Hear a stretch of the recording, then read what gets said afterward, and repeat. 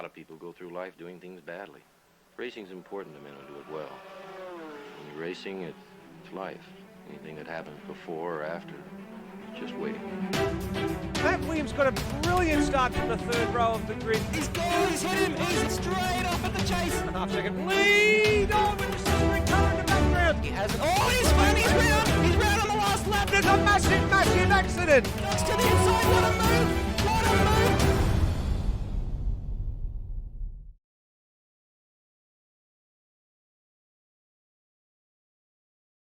Good evening, everybody, and welcome to the penultimate round of the Automobilista Australia Super 2 series for season 2019.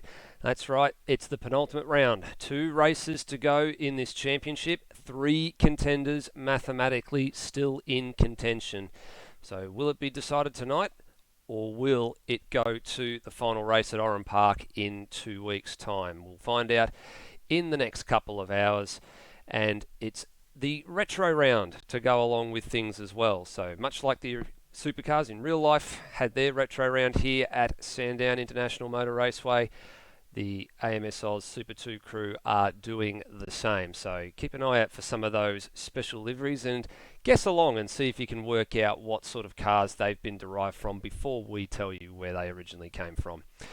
As per usual, my name is Steve DeVries, aka Nether from AMS Oz, and always happy to be joined in the commentary box by Hans Brunswick for the penultimate time this season. Hans, welcome along again. Hello, Steve. Hello, everyone. It's good to be back here. It's going to be the final time for me, actually, but it's a good track to have the closing of the season for myself out at Sandown Raceway. We had the Sandown 500 just gone on the weekend. It was a good weekend there. Hopefully, we are treated to a cracking feature race tonight at the Sandown International Raceway. Yeah, actually, you're right. I completely forgot that it was going to be your final round tonight. That means I'll be looking for a commentary partner in 2 weeks' time for Oran Park. So wondering if Lewis Wedding's out there. He might be looking to volunteer himself if he's got nothing on, or one of the other guys from a crossover in Adelaide, or so on and so forth. I'm sure I'll figure that piece out in the next week or two.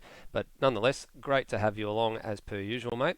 Let's have a little bit of a look at how this championship picture is playing out, because as we said, only 2 rounds to go and 3 drivers still in contention. So the 3 in contention, well, it's pretty obvious from the graphic there. It's the top 3. So Brenton Foley, Phil Boak and Will Devenish. Foley having taken the lead in the championship at the Bathurst round with what can only be described as, I mean, you called it, Hans, that round for him was brutally uncompromising. I think that's the best way to describe it. He absolutely dominated that race, and he won the last race as well at Sydney Motorsport Park quite comfortably at the end of the day. So his 9 wins is a testament to how his season started. So he could potentially wrap this championship up tonight depending on how the results pan out. Of course, Phil Boak and Will Devenish will be hoping that they can take it to the next round or the final round in 2 weeks from now. There's still plenty to play for with a number of drivers behind. Turmo was a big mover last time out. He's come up a number of spots with his wonderful 7th place finish at Sydney Motorsport Park. That really kicked his championship charge along. That's put him ahead of Mitchell Hathaway, who's missed a couple of rounds. Actual fact, did not finish the Bathurst round, did not finish the Sydney Motorsport Park round. So some big points begging there for the HDS racing driver. Cam Rutledge is still right in that battle. Brendan Ross, Steve Burko, Matt Williams, all those guys, those positions can chop and change very quickly over the course of the next 2 races. And then rounding out the top 10, Dwayne Davies, Billy Douglas-Salonga, who is great to see him back in. He's in the server tonight. He's missed quite a bit of driving in the back half of this season. In actual fact, he's missed the last 5 races, would you believe, across the last 4 tracks that we've been to. And then finally, Josh Ben, with an awesome 3rd place finish at Sydney Motorsport Park, has snuck into the top 12, displacing JP Courier, who'd been sitting on the bottom for quite some time, even though he has not raced since the Townsville round, which was race 12, and we're now up to race 20 out of 21 for the season. So, Hans, there's still quite a bit to play for in this championship. What do you think's going to pan out tonight? How do you see this race panning out? Well, it's a feature race format, and with every feature race, if you DNF here, that's it, you're done. You're not getting any points on the board, which is unfortunate, but it's about the importance of consistency and finishing races. And, the old adage goes, to finish first you must finish. And I believe the feature races are a very good way of proving that. But in terms of the entertainment factor, probably not so good, because you do get a number of cars dwindling down at the end of the race. But Sandown, known for being fast and pretty wild circuit, it's turn 6 may be a trouble spot, so we might be seeing a few issues up there. But hopefully there'll be no problems tonight, and we get a big complement of cars finishing the race tonight. Yeah, absolutely. Agree with you 100% on that. We actually have had a pretty good finishing rate in some of the bigger races. The Bathurst round, we didn't have too many people that didn't finish the race, so let's hope that Sandown is going to be much the same as the Bathurst round. Now, the driver's briefing is just currently being conducted, so hopefully we're not too far away. That will give us a quick opportunity to have a look at the race format for tonight's race. So, Sandown International Motor Raceway, the famed and proclaimed home of horsepower in Melbourne's southeastern suburbs. So the distance we will go tonight is 176 kilometres, or just short of 177 actually. 57 laps is the duration, so pretty substantial race distance. So it's going to be quite a lot of punishment over some of these curves, especially up over the backside of the circuit and then the turn 2-3 chicane. Bit of airtime under those left and right hand side tyres tonight. The big talking points to look out for: slipstreaming absolutely everywhere. The big long front straight, the big long back straight with a little kink at turn 5. There will be plenty of slipstream passing opportunities taking effect if you're close enough to get the job done, and especially you want to get the job done right and well and truly before we get to the infamous turn 6, which is the bottom point there. This is the unmolested version, I guess we can call it, of Sandown Hans, the, in inverted commas, unmolested version. Which means it does not have the new runoff that has been put in place in the real life in this particular version of the track. Hopefully that'll be something we might see next year when we go supercars racing again in AMS Oz. And the other thing to think about too is the big braking performance that you need for the quite large stop at turn number 1. So you're carrying a lot of speed into turn 1. You don't want to have your brakes blocked off too much. You don't want them to overheat. You don't want them to be too cool either. So the braking performance, especially going into that turn 1 where you can run side by side with another car, is going to be very, very critical, because waiting at the end of you, or waiting at the end of turn 1 for you, is a bit of tarmac runoff and a sand trap and plenty of grass. Yeah, that's correct, Steve. It's important to have good braking performance at turn 1, but this track is mainly all about horsepower. It's got 2 big long straights and a few left and right chicanes put in between. Those are just filler material, actually. It's more like a drag strip, and they used to be the Easternats every year in around the winter sort of time at Sandown. But tonight it will be more like that. It's all about the drafting, and you got to be careful going into turn 6 and make sure you get the pass done before you go in there.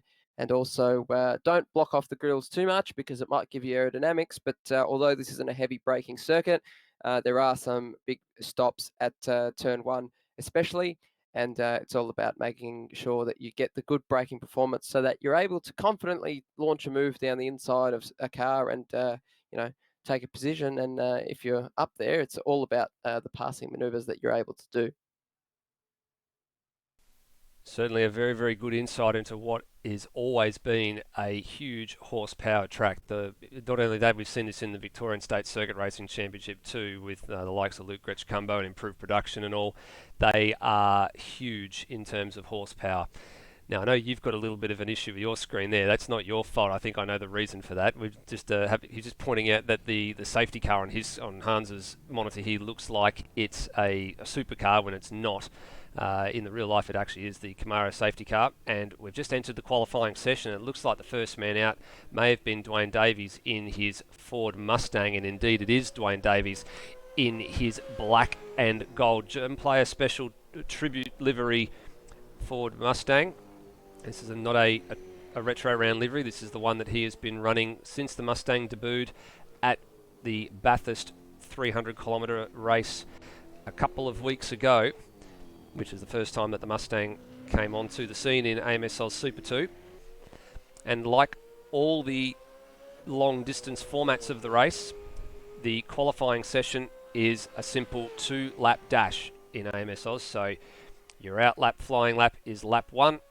2 flying laps, take your best time out of those 2, and then come in on the 4th lap. You can see there, plenty of grass to the driver's right in the section where that has all been now reprofiled in real life here at Sandown International Motor Raceway. So drivers are still going to have to be a little bit careful. They're still going to have to make sure that they back out and they don't try running side by side, because there's not going to be much room to skate across the grass. And D2's ruined his start of his lap a little bit, tried to put the power down a little bit too early out of the final corner, Hans. That's going to hurt his straightaway speed a little bit here. Yeah, as we watch Dwayne Davies, he's beginning his first flying lap, but like you said, not a good run, and he's going into turn 1 now. 270 k's an hour, back to about 120, 3rd gear, and riding the curb there. Does he go into 4th? No, he stays in 3rd gear. Back to 2nd. Ooh, car's a bit sliding there. Throw it over the curbs. You've got to be able to ride the curbs really good here to make some speed through the back parts of the circuit. And here we go, one of the 2 main straights here at Sandown. Up through turn 5 now. Turn 5, pretty inconsequential, but as we saw on the weekend, it could cause dramas when you're trying to pass someone there. And now sizing up turn 6, a very intimidating corner. He buttons it off now, goes back to 4th gear. Some of the blokes use 5th gear through here. Turn 7, turn 8. There we go. He's not locking the brakes through there, or lock a brake at the end of it. So that really pushed him out wide. And he's coming into the short chute now, back into turn 9 and 10 at Sandown. It's a very bumpy part of the circuit here. A lot of old track surface here, so that's where he came unstuck before his flying lap. Not too much slide there now, and he's got a better run, and hopefully his 2nd flying lap. Let's see what the initial time is. 1:10.37 as he starts his 2nd flying lap. Yeah, much better exit off the final couple of corners this time around for D2, so he's going to have a bit better run. We expect a much better Sector 1 time from him this time around. Only other men out there on the circuit at the moment is Termo in the... No, actually, what did Termo have? D2, sorry, before I was talking about Termo, D2 has ruined his 2nd attempt at that lap, so it was a little bit better through the 1st sector, but he hadn't quite got to the 2nd sector marker, so his 1:10.373 is where it's going to be at for the moment. Termo in the Nissan Altima is about to start his first flying lap, so currently 4th in the championship overall, and with a slender margin over Mitch Hathaway and Cam Rutledge behind, so he's got to stay on it here. His tribute livery, well, you can take a look at that all you want, and you probably recognise that that is a livery not too dissimilar to what Kelly Racing ran at Bathurst. The Castrol Racing Silver Bullet, what a fantastic livery it is. The number 715 Nissan Altima. Tomo is up on the wheel right now, and he's pretty good start to the lap so far, and he's about 1/10 up on Dwayne Davies, but that's probably not an indicative lap time because he didn't do so good on the opening sector of that lap.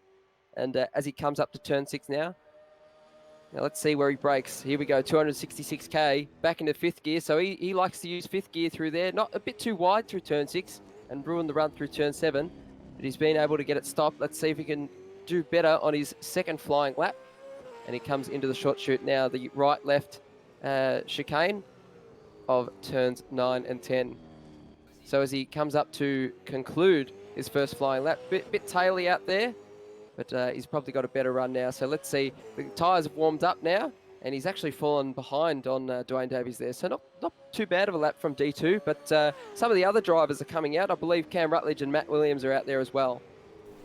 Yeah, looks like they are out there as well. I'm looking down the order. Looks like Glenn Miles is about to start his first flying lap. So too Brian Walsh aboard the Scuderia Alitalia car, and Glenn Miles aboard the Spitwater Cleaners Nissan Altima. Now he's listed in the game. You'll see him come up tonight as SDS Racing. Stands for Sex, Drugs and Sim Racing. The reason for that is he has unfortunately had some profile dramas with AMS Oz, so he's had to do a reset and given himself a brand new name. Which is actually the handle that he uses online on YouTube, I believe, that SDS Racing. So Termo's not looked too bad through Sector 1, Sector 2. He's slightly down his PB, but he up to the Sector 2 marker, but he is up on the pole time. Now lights ablaze on the Altima because just ahead of him is a gaggle of cars looking to start their flying laps. It should be okay. This shouldn't impede him too much. That looks like Rhodey and Cam Rutledge about to get their first couple of flying laps underway. And Termo turns the lights off, and he does a 10.2, so 1:10.2. So in actual fact, it's immediately been supplanted by Peter in the 88 JB Hi-Fi car, who's already going slightly quicker than his best lap coming out of turn number 4 and now through 5. Yeah, Peter, he's shown himself to be quite a good driver already, so let's see if he can get the pole tonight. He's actually doing a good lap so far. Here we go. Oh, very small margin up on Turmo right now, and he comes through. Oh, big slide through there, coming out of turn 7 into turn 8, and he's probably been that there, so it's probably not going to come back from there. And Peter S. has actually done a very good job on his lap. That's a 1:08.85, but he's probably not going to beat that this time around. He takes a lot of curb through there. He's trying to overdrive the car. But it shows that the car is pretty good on the curb, Steve. And he aborts that lap, in fact. So provisional pole position for Peter in the JB Hi-Fi Commodore, 1:08.85. Matt Williams, the next man to cross the line to set a flying lap. Now, he's already set one. It was a 1:11.9. He does a 1:10.4 on second lap. So he's the first of the drivers to better his best lap on this. Actually, sorry, second of the drivers to better his best lap on the second time around. So good enough for provisional second row at the moment. Head of Cam Rutledge, Rhodey, Brian Walsh and Glenn Miles.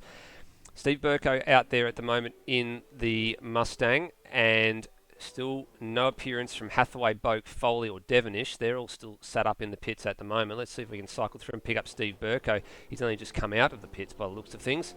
That is correct. He's on an outlap at the moment in the Mitre 10 Pertec Mustang. And just a little bit further ahead of him on the road is Rhodey, who looks like he's going for a second lap. Rhodey's currently in P6. Let's have a look at how he's doing. So his best time was a 12.2. In actual fact, a half a second up on his own PB here, which is a pretty commendable effort. And through turn 9 he goes. And if he can keep that up, he'll improve his time. He won't be able to jump ahead of Cam Rutledge if he's on about a half a second up, but it'll still be a pretty respectable lap. It'll get him into an 11. Just wanted to squirm a little bit on the exit there of turn 12, and he does do an 11. So he he lost a touch more time, but he roughly maintained that half a second up on his own PB. So he'll be pretty pleased with that, I'd imagine.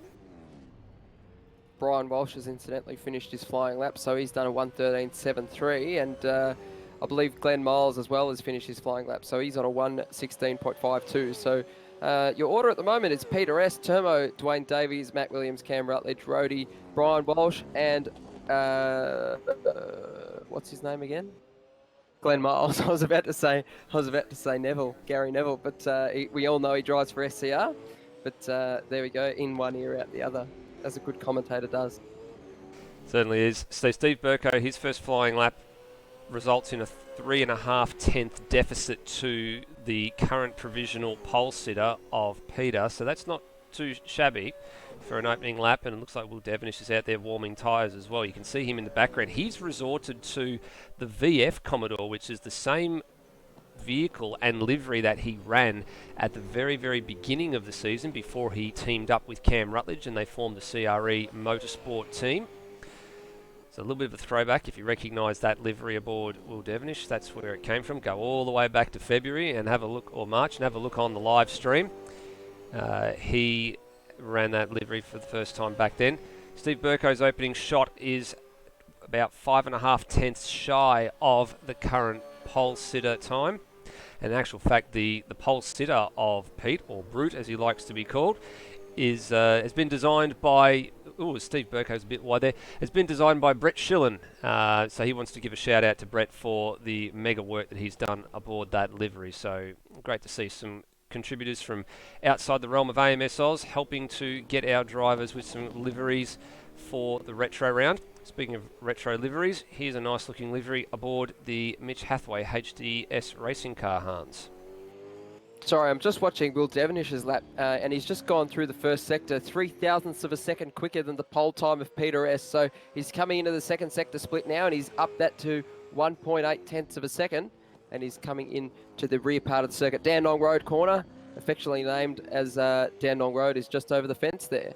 And Will Devenish is coming into turn 9 and 10. Let's see how his run is through there. Can he throw it over the curbs? How's the car set up? There we go. A lot of curb through there. Trying to open up the apex at turn 10 and running through turn 11 now. Very bumpy. He's got good drive out of there. Let's see what the lap is like. It's a 1:08.48. He's 3 tenths of a second up on Peter, which is fantastic, and he's going for another lap as well. So we'll stay with this, Steve, because it's actually quite entertaining to watch him drive. And he was the corresponding race winner last year in AMS Oz Supercars as well at this very round. So he is very, very quick. Foley and Boak really do expect a huge fight from Devenish this particular round. 2.5 tenths up already, really wrestling the car over the curbs through 2, 3 and 4. So this is looking set to be a low 8 here if he can make this happen. It's a purple Sector 1 for Devenish. His Sector 2 time was actually a 14.9 the last time around, which was the only driver to manage a time sub 15 seconds through Sector 2. We're just waiting for it to pop up here so we can get an idea of what it was. Of course, the live timing is just a fraction behind. And it's actually a 14.9 again, so not purple, but again, under 15 seconds for Sector 2, which is basically the run all the way from Turn 4 all the way up to Turn 6. That's the length of Sector 2. And he does a 108.2, so very, very impressive time from Will Devenish, and he's laid down a very solid marker that's going to take some beating. What's interesting about his lap is that he actually stayed about that 2.5 tenths margin on his previous best lap. So in the end, it was 0.279. I believe at the first sector it was about 0.261 or 0.267 or something like that. So he's managed to keep that consistency everywhere, and that's what you need when you're trying to stitch a good lap together, as we're watching Foley come out for his out lap now. Unbeknownst to us as well, Phil Boak had a flying lap behind Will Devenish as well, and he'd immediately gone P2, so he's displaced Peter back to the second row of the grid with a 108.523. So how's he tracking on this lap? He's not purple in any sector. It looks like he may possibly improve his time very, very slightly if he can get to the line, and we lost a little bit of time there too, so he wasn't far away from the PB, so 10 thousandths of a second away from his time, as the man whose attention we all turn to is this man. He's the last man to set a lap time. What's he got in store for Will Devenish? Brenton Foley's been the class of the field this year. He's just won a lot of races. He's got off to a shocking start early on with internet problems, but he's taken 9 wins, and he's sure, it's possible for him to wrap up the championship today, but he's never won a race here, Brenton Foley. And Will Devenish is the defending Sandown champion from the season prior, so he's about 2.5 tenths down on Devenish. So Devenish's lap time is not to be sneezed at, but Brenton Foley, he's got this lap and the next one to go. Let's see if he can stitch something together. Up in over the rise into turn 6 now, late on the brakes. He's still about 2.5 tenths down on Devenish, but a pretty smooth run through the back of the circuit there into Dandenong Road. Ooh, gasses it up over the curb. Those painted white curbs are like ice. They're very treacherous. As he comes in, let's see how much curb he uses. A lot of curb through there. Car is set up to handle those curbs beautifully. And he's making the run now onto the main straight to conclude his first flying lap and to start his second flying lap. So he lost a bit of time in the last sector there. So maybe into Dandenong Road, the run wasn't quite as good. Well, he's gotten across the line with about 55 seconds left on the clock, which is more than enough time to register another lap. So he is the last and only man on the circuit. So the only man that can improve. Sort of became a little bit of an unusual qualifying session. It was very, very staggered. We didn't sort of quite see the numbers of drivers go out. He's up on his PB, but that little slide off of turn 4 is no doubt going to cost him there, Hans, because that car was very much out of shape. Almost looked like it got hung up on the curb exiting 4. So what that will do is, because he's taken a really early apex, it will give him a gain at that second sector. But as we can see now, the run out of the corner wasn't so good. So his top speed, he had a severe top speed deficit. Now he's down on his own PB, and he's binned it there. So I hazard a guess he's going to abort this lap. He's going to come into pit lane, and it looks like he's going to be in third. So wouldn't say problems, but not exactly the start that we're accustomed to seeing from Brenton Foley here at Sandown tonight.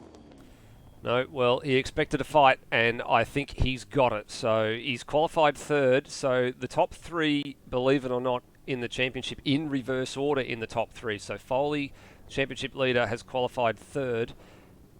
Teammate Phil Boak has qualified second. He is second in the championship.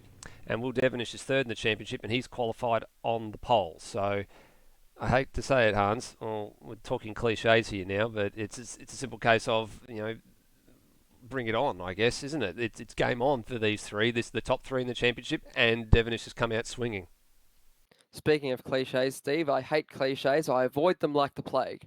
And so yeah, Brenton Foley's got a bit of a fight on his hands to wrap up the championship tonight, but Phil Boak is in front of him, and we've not quite seen that for a while either. So in the inter-team rivalry, Phil Boak is currently 1-all on that one, I would say. And then we've got Will Devenish on pole with a stellar lap time, and he set that quite early as well. So he waited for all the other drivers to come out, and he picked a good time to do it in the retro HSV 2005 livery with the Larry bar on it. My old favourite Larry bar. So the nice VF Commodore, he's going back to that, and it's showing his speed. He had speed at Adelaide, he had speed at Albert Park, but unfortunately his run sort of through the middle of the championship hasn't quite gone so good, but now he's got the pace again at Sandown, and again, our defending winner at Sandown, so I expect to see some good things out of Devenish, but I hope not to put the mockers on him. Well, the only couple of races in terms of supercars or cars of significant speed that we've had here at Sandown and AMS Oz, Hans, were the supercars race last year, which we've obviously alluded to. Will Devenish won. The other one was the Aussie Racing Cars Brock Harvey Invitational, which happened around the same sort of time, and that was won by Phil Boak. So hence, Brenton Foley, that's the reason why he has not won an official AMS Oz Sandown race. Even if he doesn't win the race tonight, I do suspect that he will chalk up a race win in the not too distant future. From Monday, there is the penultimate round of TCR Oz here on Automobilista Australia, and that takes place at this very circuit, Sandown International Motor Raceway. So 2 25-minute TCR races to occur there, with the final race 2 weeks later in Adelaide. Of course, we've got this race and one more, Oran Park, in 2 weeks' time, substituting for the Newcastle Street Circuit to finish off the AMS Oz Super 2 season. We've then still got 3 rounds of the GT3 World Challenge second season for this year left. We've got Zandvoort coming up in a week and a half, Sunday a week and a half from now. That's the 24th of November. And then straight after that, 1st of December, we have the first of the day-night races, the Fuji International Speedway, and then the final race at the Adelaide Street Circuit on the 8th of December. That pretty much rounds up the AMS Oz season. And on top of that, this is how busy things are for me. I've got a little something I want to bring up on the screen right now, which is something that's I'm proud to be affiliated with, and that is Pyark's Island Magic. So the Phillip Island Auto Racing Club, the 29th edition of Island Magic, down at the Phillip Island Grand Prix Circuit, November 23rd and 24th. Looking like it's going to be a stellar field and some really, really good cars, and not only that, some really, really great fields as well. So some of the winners from last year on your screen there. So the Sky Sands number 99 car belonging to Steve Tomasi, the Calibra Chev. He's back to defend his title, but he's got quite a number of fast cars that are turning up from not just Victoria and Interstate to challenge that title. The car below that, the number 24 Audi KFC car, that's been driven by Gary Higgin and Daniel Gawn. For the last 3 years, they've won the 1 hour sports car race, which is the Victorian Tourist Trophy. Gary Higgin actually teaming up with Dean Canto this year in that very car. So Dean Canto, obviously a name that rings familiar with supercars fanatics, I would say. And of course, there's the Matthew Flinders plate for improved production cars, the Phillip Island Formula V trophy, and of course the sports sedans there are competing for the Ramada Resorts 50k plate. $50,000, would you believe, for the winner of that race every year. It's great to have all the sponsors that are on board supporting the Island Magic event for 2019. Ramada Resorts, Traction Tyres from Yokohama Traction Tyres, Speco and VHT, Isola DiCapri, Restaurant and Takeaway, Q Clothing, and Cool Drive Distribution. So, guys, if you want to get down and see a whole bunch of cars, historic touring cars, GT cars, the GT race is actually an hour, guys. So you get down, you're going to see plenty of driver changes and things going on. It's next weekend down there at the Phillip Island Grand Prix Circuit. If you're keen to get your CAMS license as well, I highly recommend Pyark, Phillip Island Auto Racing Club. If you need a club to join to get your CAMS license, I highly recommend them. Steve, I'm sure you'd highly recommend them as well. So, the membership fees are quite reasonable. I believe it's $60 a year for singles, and I believe it's $75 a year for family. It sounds about right, I believe. It's about either 60 or 65 and 70 and 75. But for that, if you're actually interested, you get things such as your H plates. If you've got a car that you want to run on the club plate, which is a great thing. A number of drivers not only got their race car, but they've also got club plates. It's actually one of the cheapest clubs to join if you are interested in pretty much H plates only. And of course, PIARC is well known for training officials in the realms of motorsport. A number of the officials from PIARC actually went across recently to the United States for the Formula One Grand Prix in Texas. Reese Carlton Carlos is one of those guys that went across and doing a fine job. So not just doing it on a local level with their own Grand Prix and their own meets, but also representing on an international level, and a number of the PIARC officials going across for the first ever Vietnamese Grand Prix next year as well. So they have a habit of turning out some really, really good and well-trained officials as well. So if you're highly looking to get into motorsport and you don't want to necessarily get in the car and compete, but you want to get close to the action, they're going to be looking at next year getting a whole bunch more officials through some training. So that's everything from flag marshals, grid marshals, to pit, paddock, admin, up in the tower. So please, if you're definitely interested, please get in touch with the guys at PIARC, Phillip Island Auto Racing Club. I'm sure they would love to have as many officials as they can on board. I've got nothing more to say. You've said everything. Yeah, I'm just watching the warm up now and seeing what sort of form guide we can determine from the warm up just coming through now. So we're watching Brenton Foley on screen, and he's he actually practiced the start, and the start looked pretty reasonable. So might be a gun off the start line. He might make up a couple of positions. His starts have been pretty impressive this year, so starting on the second row of the grid, I think he's going to want to try and get as good a launch as he possibly can. He's definitely going to want to stay ahead of Will Devenish for as long as possible. Lap times are not too dissimilar in terms of their race pace, and Devenish has sort of got a little bit more in his pocket, I think, when it comes to around here. He's one of the circuits that he really likes here is Will Devenish. Is he out there at the moment on the circuit? There's Cam Rutledge. I'm just looking to see if Will is out there. No, Will's sitting up in the pit lane at the moment. But an easy two-stopper looks like is what it's going to be tonight in terms of how things go.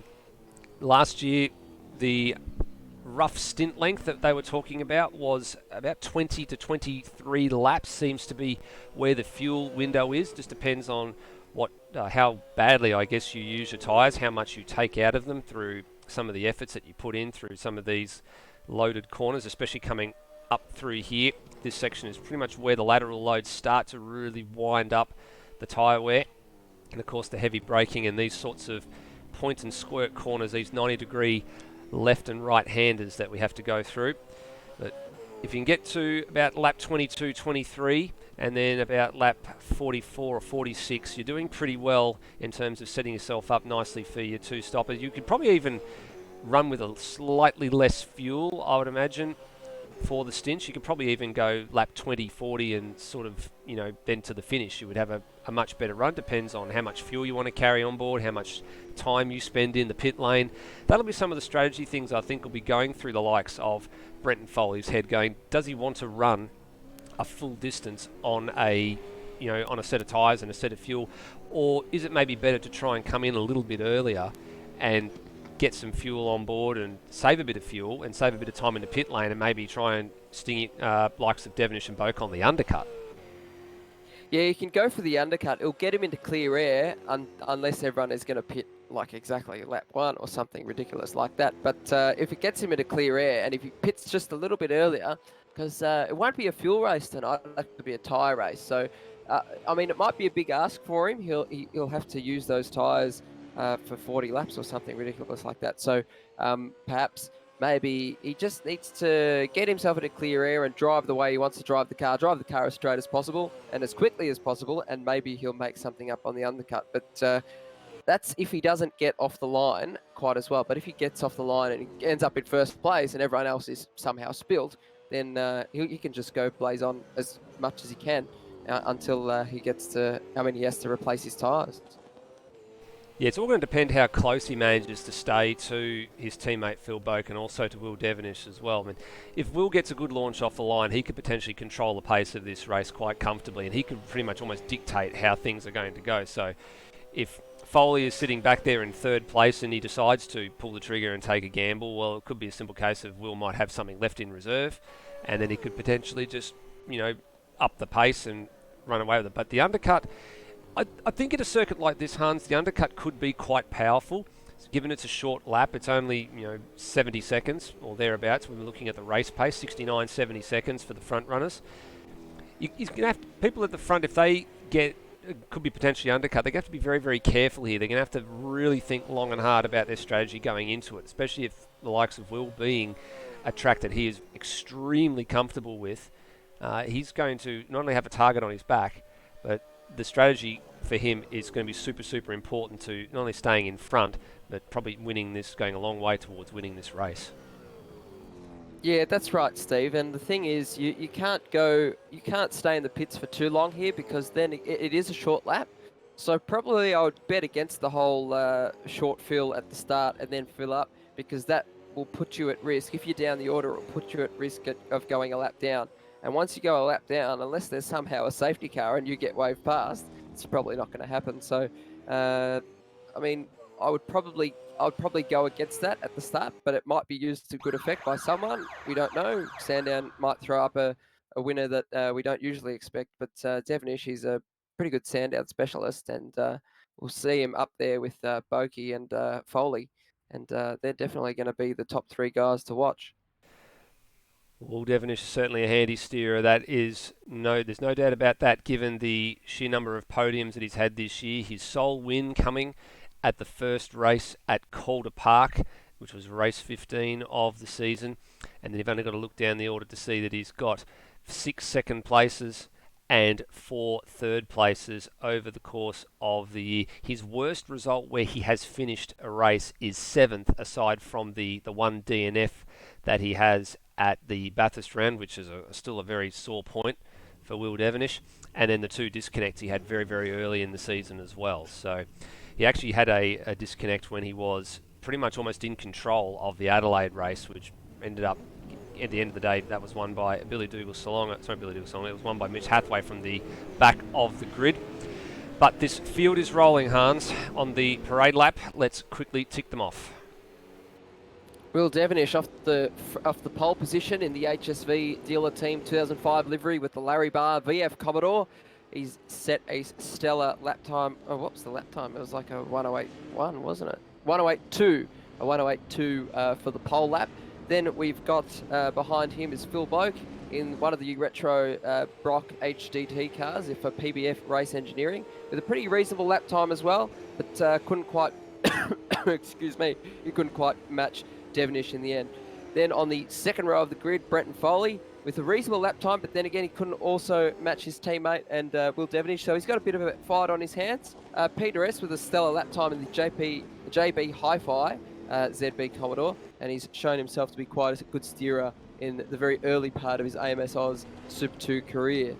Steve Burko, the first of the Mustangs for Top Gear Racing, the Vita 10 Mustang, and he's got himself into the mid-pack pretty solidly there. He's off the third row of the grid.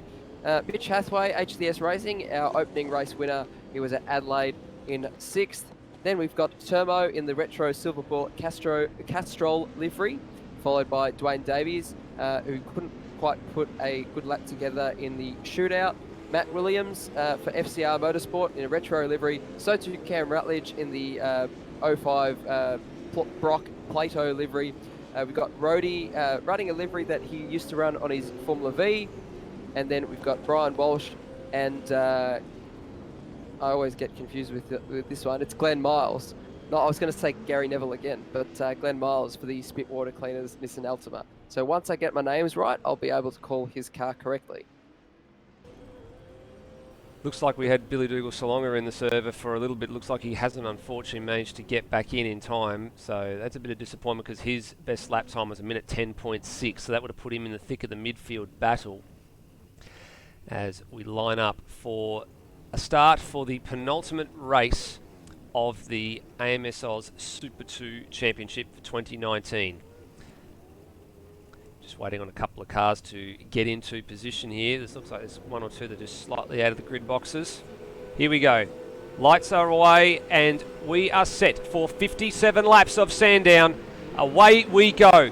Pretty even start off the front. Foley got a little bit of a good launch from the second row of the grid, and they might be quite close to 3 wide down here into turn 1, but he backs out of it. And at the moment, it looks like everything is okay through turn 1. No contact between any of the cars. Plenty of room left. It's the pole sitter leading the man from second place and third. So as they started, pretty much first, second, third, fourth, and fifth, it looks like on the road. All where they were, even all the way back to 6. Matt Williams is having a bit of a moment there on the inside of Dwayne Davies out of 4. And they stream up through turn 5 and heading up to the treacherous turn 6. Here we go, turn 6 for the first of 57 times tonight. They got to be careful through here on cold tyres, a very fast corner. Will Devenish using 5th gear, so he's pretty confident through there. And he's already starting to open up a margin on Phil Boak and Brenton Foley. But the margin closes up as they get to the slow Dandenong Road corner. But the top 3 cars, they're starting to open up a margin themselves on Peter S., who himself is opening up a margin on Mitch Hathaway. Yeah, there's a little couple of clusters here already, so the top 3 cars are doing their best to break away. Peter's sort of just got a little bit of a margin on Mitch Hathaway, and Steve Burko tucked right under the rear wing of that ZB Commodore. In actual fact, that's very close, and Steve Burko's having to think about a move down here at turn 1. Not close enough alongside. Didn't quite get the slipstream that he wanted, I think, out of the final corner. Probably just didn't get the drive off to really make that move stick. And it looks like Dwayne Davies has made a few spots. He's made, or at least made one spot ahead of Matt Williams. Termo's gone backwards in the Nissan Altima, and Cam Rutledge at the moment rounds out the top 10. So really not too much moving and shaking going on this opening lap here. In actual fact, the real only moving and shaking is the fact that the field is really stretched apart. Quite something shocking. Yeah, you're right there, Steve. I'm just watching some of the top cars go through on turn 6 and 7 and 8. And yeah, so Foley's starting to get up close to the back of Phil Boak there. But as we're watching a mid-pack battle now, Steve Burko is showing a bit of pace on Hathaway, and he was looking down the inside at turn 1 on the previous lap round. So let's see, can he get a good run onto the main straight out of here? Good drive from the Top Gear Racing Mitre 10 Mustang. Has he got it? No, he's probably not too close there. He's going to have to try something under brakes. Here we go, on board now with Steve Burko going up through the gears in the draft of Mitch Hathaway. Draft doesn't looking like it's not as powerful as it we suspected will be. He's struggling to pull it up there. He really had to wrestle it to stop going into the back of Mitch Hathaway's HDS Racing number 31.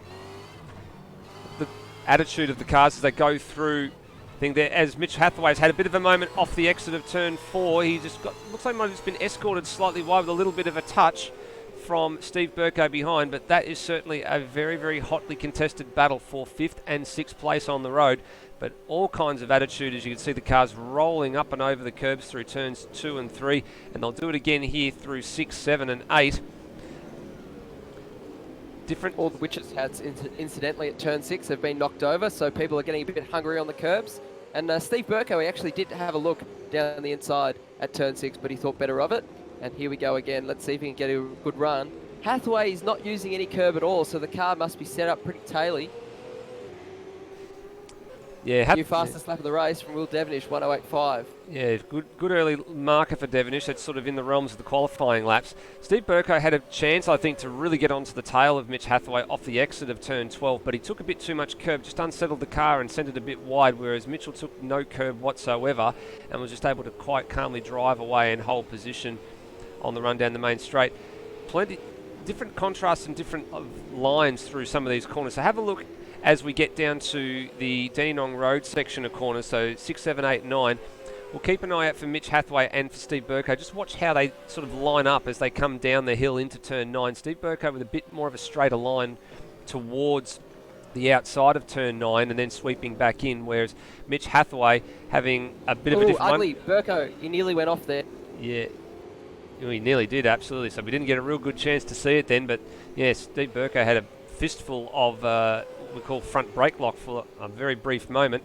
Let's return to the front of the field and let's see what's going on up here, because Will Devenish has really started to kick away now, so he's starting to really put the hammer down. There's another quick fastest lap of the race from Will Devenish, only on lap 4. at the moment, I think Foley might just be quite content to sit in behind his teammate here. Now, PBF, I know we haven't spoken about it very much, but the Teams Championship is another thing that's going on in AMS Oz Super 2. PBF have already sewed up that championship, so there's really nothing further to be gained there. Of course, they're the top 2 cars in the championship, so take all their points, add them together, you pretty much figure out that they are miles and streets above any other team that's running out there at the moment. But for Foley and Boak, it's all about the individual honours at this point in time. Incidentally, Brian Walsh, he's DNF. He DNF'd on lap 2, in fact, so not good for the sole remaining Alitalia, Scuderia Alitalia car remaining in the field. I'm just watching a cracking battle between Rutledge and Matt Williams. It's getting pretty wild at the moment because they are absolutely banging wheels in a straight line on the run into turn 6. Let's see who's got the corner. I dare say Rutledge will have to let him through, and he does, so clean move there. Ooh, Williams, he's almost going wide there. He had a bit of understeer going. And that brings Rhodey back into this battle. So Rhodey, he's actually got the best seat in the house. He's watching it all unfold in front of him. Yeah, he's just sitting back there wondering what on earth's going to happen. I'm surprised at the pace that these two are running at. Rhodey's doing a commendable job to stick with them at the moment. Normally, Matt Williams is quite darn side faster than this, but he's really got a battle in his hands. And Cam Rutledge with a superb move around the outside, the last couple of corners there, takes 9th place away from Matt Williams. I think Rhodey might just be, again, doing like Brenton Foley's probably doing at the moment, just playing to sit back there and wait and see what happens between these two, because I get the feeling it's not quite over just yet. It just shows how much they're tearing each other apart in the early parts of this race, because it's bringing Rhodey right into the battle, and he might be a chance to sneak up if they manage to have each other off. And they need to be careful not to battle each other too hard, because they're going to lose even more time to the front of the field. And when they pit, they might be a chance of going lap down. Makes me wonder, actually, why they were actually close to Rhodey in the first place. They must have made some mistakes or something somewhere. They're starting to pull away a bit further from him now. I actually thought this part of the circuit on the previous lap that there might have been a switchback move being done through turn 7. As Cam Rutledge has gone very, very deep, so locks the brake and then go through it. And Rhodey's eyes, I reckon, must have just lit up then when he saw Cam go wide and think, I'm going to get myself a place here. And then he had a bit of a tank slapper moment, but a bit of a problem there for Cam Rutledge. We'll go back and take a bit of a look at that on the replay as they come down the hill through turn 6, 7 and 8. And this is just a classic outbraking yourself manoeuvre, Hans. Yeah, and it's a point of diminishing returns there, because as you get closer into the corner, your alarm bells are ringing. You're just like, oh, I need to push more brake. But the thing is, the car won't do it, because when you're up at speed, you've got all the downforce and that sort of stuff. But Rutledge, if he keeps going this way, you might be a chance to lose a position to Rhodey here.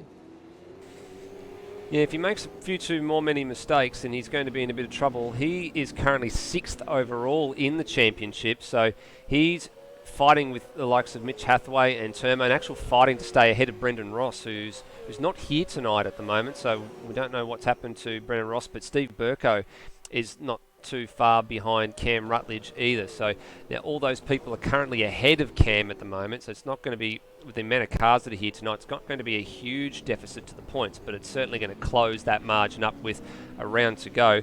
Matt Williams ahead with some lock brakes as well into Dandenong Road corner, so not the first couple of drivers that'll be locking brakes down into there tonight. Certainly won't be the last. Battle is starting to brew further up the field now for 5th, 6th and 7th. That's Hathaway, Burko and Dwayne Davies. So Dwayne Davies is trying to make a run after an exceptionally poor qualifying session for him, by his standards as well. And he probably wasn't very happy with his qualifying.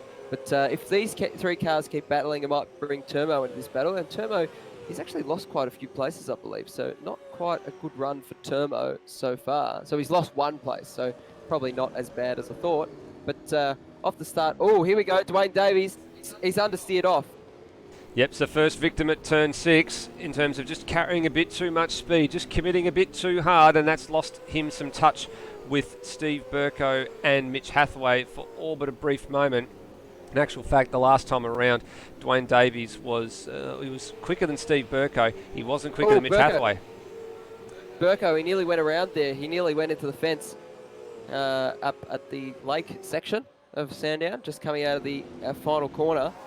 So that puts him back into the clutches of Dwayne Davies. and away from the rear bar of Mitch Hathaway. He did manage to get past Mitch Hathaway on a couple of occasions, but unfortunately it wasn't quite to be in the end because Mitch Hathaway got right past. Yeah, that's a good save from Steve Burko there on the exit of the final couple of corners as well. And you're right, that has put him back into the clutches of one Dwayne Davies, who had a fair bit of trouble getting into the server tonight. There was all sorts of trouble on his end with his Mustang. He was actually preparing to run his older FGX Falcon that he'd been running for the first 2/3 of the year. Steve Burko way out of control here. Now somebody's gone across the grass there and knocked a few signs out as well. So I'm wondering if that's obviously someone from either the leaders or it's someone that's happened a bit further down the field. I'm wondering if it might be Glenn Miles because he's come into the pit lane on our screens. He's got a pretty long stop on as well, so it might be a bit of damage for Glenn Miles and the Spitwater Altima. But that could have been also from D2's off-road excursion there. So, I mean, we'll wait and see. We won't have it on replay, but we'll have to see later on how Glenn Miles' pace is. If it's significantly dropped off, then we'll know that there's a bit of damage on board. Yeah, we had D2 live on shot when he went through that section there, so I don't think he actually ran over any of the Automobilista Australia signs on the run down the thing. I think they were knocked over the next time around. So I think given that Glenn Miles has come into the pit lane, in actual fact, looking at the sector times, there's a 29.9 for Sector 1, a 16.8 Sector 2 and a 59.7 Sector 3 for Glenn Miles. That probably tends to suggest that he did have some sort of a moment coming down the hill through this section of the circuit where Burko, Davies and Termo are approaching at the moment. Just keeping an eye out as well on the race leaders as we head back to take a look at what they are up to at the moment. So Devenish has kicked away. He's got a 2.5 second margin at the moment. It's not going up in huge leaps and bounds either, which is a positive thing to think about when it comes to the strategy play. So Will Devenish's best lap time around is 108.518 compared to his 108.503 quickest lap. Behind Phil Boak had a 108.7 and then Foley a 109 flat. So there's different sorts of strategies, I guess you can call it here, Hans, in terms of how this race is playing out for this top three at the moment. They're separated on track by about 5.5 seconds, but all probably just running their own races at the moment, I'd imagine. Yeah, it was looking pretty lonely for Peter, and then all of the other top three cars have managed to spread themselves out. So Devenish, he's ultra consistent so far. He's been firmly in that 108.5 bracket, and he's just pulling away on Phil Boak ever so slightly each lap. Phil Boak himself pulling away from Brenton Foley. And Brenton Foley's probably in a position that he's probably not too unhappy with. He can just drive around and drive at his own pace and not do anything too special because he's on his way to a championship. And here we go again. New fastest lap into the 108.4 now. 108.432 for Will Devenish. He's carrying a whole lot of speed on board the number 15 Commodore. He's in the zone at the moment, isn't he? He's just in this little bit of a zone where he's setting consistent lap times. 108.4s, 108.5s, 108.6s. He is really in his element at the moment. As we said, he's the defending winner of this race in AMS Oz Supercars / Super2 from last season. And he's showing exactly why he won last year's race at the current moment. He can put no wrong at the moment. He can't put a foot wrong at the moment. He's just going that well. And just every lap he's squeezing the lemon. He's squeezing 10/10 and not anything more. And he's not going to end up bowling it wide because he knows exactly where the limit is. And he's a bit of a Sandown specialist, Will Devenish. He certainly is. And it looks like we've lost our second car from this race as well. Dwayne Davies looks like he's retired on lap 10, so just 2 laps ago. So unsighted to us as to what happened to D2. But of course he did have some trouble earlier on. He has been having some hardware trouble with some black screens coming up every now and again as well, so it wouldn't surprise me if there's been another recurrence of that.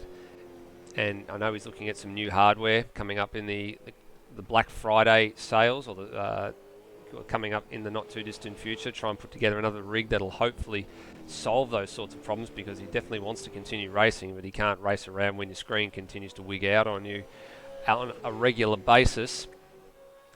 There's not much going on down the field at the moment. Looks like Hathaway has cleared away from, and Termo's actually moved obviously ahead now of Steve Burko. So we didn't see that on our broadcast because he was, it looks like, so Steve made a mistake somewhere. You might want to have a look back through the lap times there on the live races, Hans, for amsoz.liveraces.com, and if you have a click on each of the drivers, you'll be able to see the lap times that they are doing and the sector times that they are doing, and you'll get an idea as to what they're actually doing.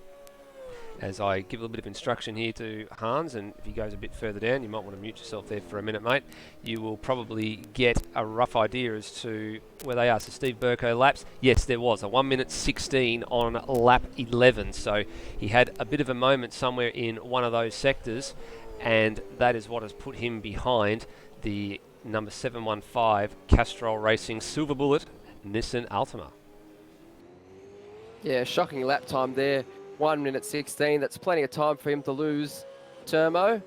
And Turmo is just quietly chipping away at it. He's up into the top 6 now. So let's see if he can get into the top 5 because he's got quite a bit of pace on board. Let's see if he can launch a challenge on Mitch Hathaway after the first round of pit stops are done. Just judging by the times that he's doing at the moment, he's doing 1 minute 10 threes and Hathaway ahead doing 1 minute 9 threes. So it's a 1 second spread at the moment. So I think at the moment Mitch Hathaway's got his measure. It'll take something shocking to close that margin up at the moment. It currently stands at 8 seconds. Who else have we got a bit further down the field? Looks like everybody's pretty well spread out at the moment, so there's really not a great deal of battles to talk about here. But we're going to start getting to the point in about 7 or 8 laps time, Hans, where strategy will start to become rather important. So let's have a little bit of a think about what some of these strategy players are going to be. As we return to our third place in man and championship leader Brenton Foley. Now, strategy has not been a strong suit for Foley along the way. I actually remember earlier this year he shared a car with Xeris from ARW. They actually competed in the AMS Oz Bathurst 3 hour. I stepped into the booth and put the headset on to engineer that car to a race victory in the 3 hour, and the response I got from Brenton Foley was that I was professional AF, and I'm sure everybody knows what AF stands for in real life. We're not going to say that on the broadcast, but very, very professional in terms of he understood what strategy, I guess, means. So it hasn't been a weak point, it hasn't been a strong suit for him, but he's just going to have to think a little bit around him. Is he going to go? He's 3.5 seconds in arrears of his teammate, most importantly. What's his strategy call going to be here, Hans? What do you think? Well, he's in clear air at the moment, so I don't see him suddenly popping out in clear air later on and this pace to take it to his teammate Will Devenish, because, I mean, he's doing fairly reasonable at times. He did dip into the 8s, but unfortunately he's right in the 109s bracket at the moment. And I think with Foley, it's just that I think he's just in the best position at the moment. He should just pit when everyone else does, because right now he's running his own race and he doesn't need to do anything drastic. Of course, there's always the high probability of a safety car at somewhere like Sandown here, as Glenn Miles just got to get out of the way of Foley for the moment on the run out of turn 4 and through 5. The high probability of a safety car, we haven't seen a lot of them in AMS Oz Super 2 this year. I remember we'd seen one or two over the course of time. We, of course, saw one off the very first lap at the Adelaide round, but they've been few and far between. If anything's likely to happen to cause a safety car, it's going to be somewhere, I'd imagine, at this part of the circuit. Down here, there's going to be a coming together or something somewhere in the race that will cause a car to rotate and block the track, and then that would end up with a safety car being called for. But you can't bank on a safety car coming out here, Hans. You just got to plan for green flag running and then adapt to the situation as the situation arises. Yeah, that's right. You can't really, like you said, bet on a safety car happening because they are quite rare. But I think Devenish, he's starting to, the tyre life is not quite looking so good right now. So he's starting to drop out of that sort of 108.5 bracket. He's starting to go into that 109 sort of area. And on the last lap round, just before the last one, I mean, the last lap was 108.99 and the lap before that was 109.107. So I think those tyres have just about had it, but he can. Let's see if he can still push a bit more. He's still pushing. Let's see what the next lap around is going to look like for Devenish. He's wrestling it over those curbs all the way down the hill as well, and he's actually coming up to the back of Matt Williams. So I'm actually surprised that Matt is already this far behind. I'm wondering, I don't know if he's had a moment or if he's just been caught up in some of those battles when he was battling with Cam, or if he's been through the lane already. But this is rather early to be putting some of these cars a lap down. Like he's about to start lap 18, So highly odd that a car driven by the caliber of Matt Williams is about to go a lap down within a third of this race already done. I think it was that battle that he was engaged in with that pretty wild battle with Cam Rutledge and Rhodey amongst others. So, and he gets out of the way now at turn 4. Let's Devenish through, faster car, as Devenish negotiates the lap traffic pretty quickly. But yeah, Matt Williams, very unusual to see him this far behind at this early stage of the race. We would have seen him definitely stay on the lead lap, but unfortunately, it's just all going wrong for Matt Williams tonight. Yeah, it hasn't been a sort of a happy hunting ground in terms of supercars for FCR Motorsport over the last sort of 7 or 8 rounds or races of the year. We have a look to the point standings. Matt Williams currently sits 9th, and Brendan Ross currently sits in 7th. Having a look at the last results for Brendan Ross, a non-finish, 3rd place at Bathurst, and an 8th place finish at Sydney Motorsport Park. For Matt Williams, it's a 7th, a 10th, a non-start because, of course, we had the moment at Bathurst where he was meant to partner Greg Nangle and didn't turn up. And I think I've told you the story behind that, Hans. We'll do it again in a minute. And then a 9th place finish at Sydney Motorsport Park. The reason Matt Williams did not partake in the Bathurst endurance race was because he went to sleep to make sure he was fresh for the race, and then plumb forgot about it, didn't set an alarm, woke up at 11 o'clock, the race was over. Pretty disastrous way to not be able to enter a race, isn't it? Just having a nana nap, and unfortunately, instead of turning up fresh for it, the race is already gone, and it doesn't matter how fresh you are because the race is already won and done. So, a bit of an embarrassing moment for Matt Williams there, but thankfully, I believe everything is sorted out between Greg Nangle and Matt Williams now, so the air's been cleared and everyone's had a discussion. I believe that he was very, very apologetic to Greg for about a week. So every time we saw him, it was sorry. So I would imagine that's been smoothed over by now. Now I'm just looking at the margin here. The margin just went up a huge chunk between Devenish and actual fact, it's Foley now. So Boak's had a moment somewhere out there on the circuit. Had a moment for sure. Let's see if we can pick this up on replay and see if we can figure out what exactly happened. And replay is actually showing that he was already behind him at this point. So that's happened very, very early in the lap. And actual fact, it happened in Sector 1. So that's a long, long way ago. So first mistake from Phil Boak in this race. And that's a big, big mistake. It's cost him 2nd place. And actual fact, it now puts him everywhere at the moment, Hans, that you look where people are running. It's almost like they're caught in no man's land. And this really is no man's land. It's sort of halfway. It's 3rd place is halfway between 2nd and 4th in terms of road position at the moment. Foley's 6 seconds up the road. Peter 5 seconds behind. So he's got the same sort of buffer on either side.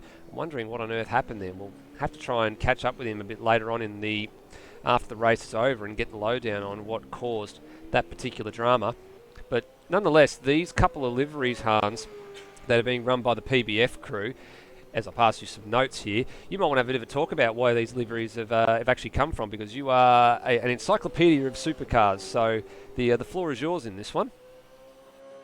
Isn't that wonderful? But as my parents would say, I guess my useless knowledge has come in handy. But we're watching this car on screen, Phil Boak's car. It's actually based off the 1980 HDT Commodore that was driven by Peter Brock and Jim Richards at Bathurst.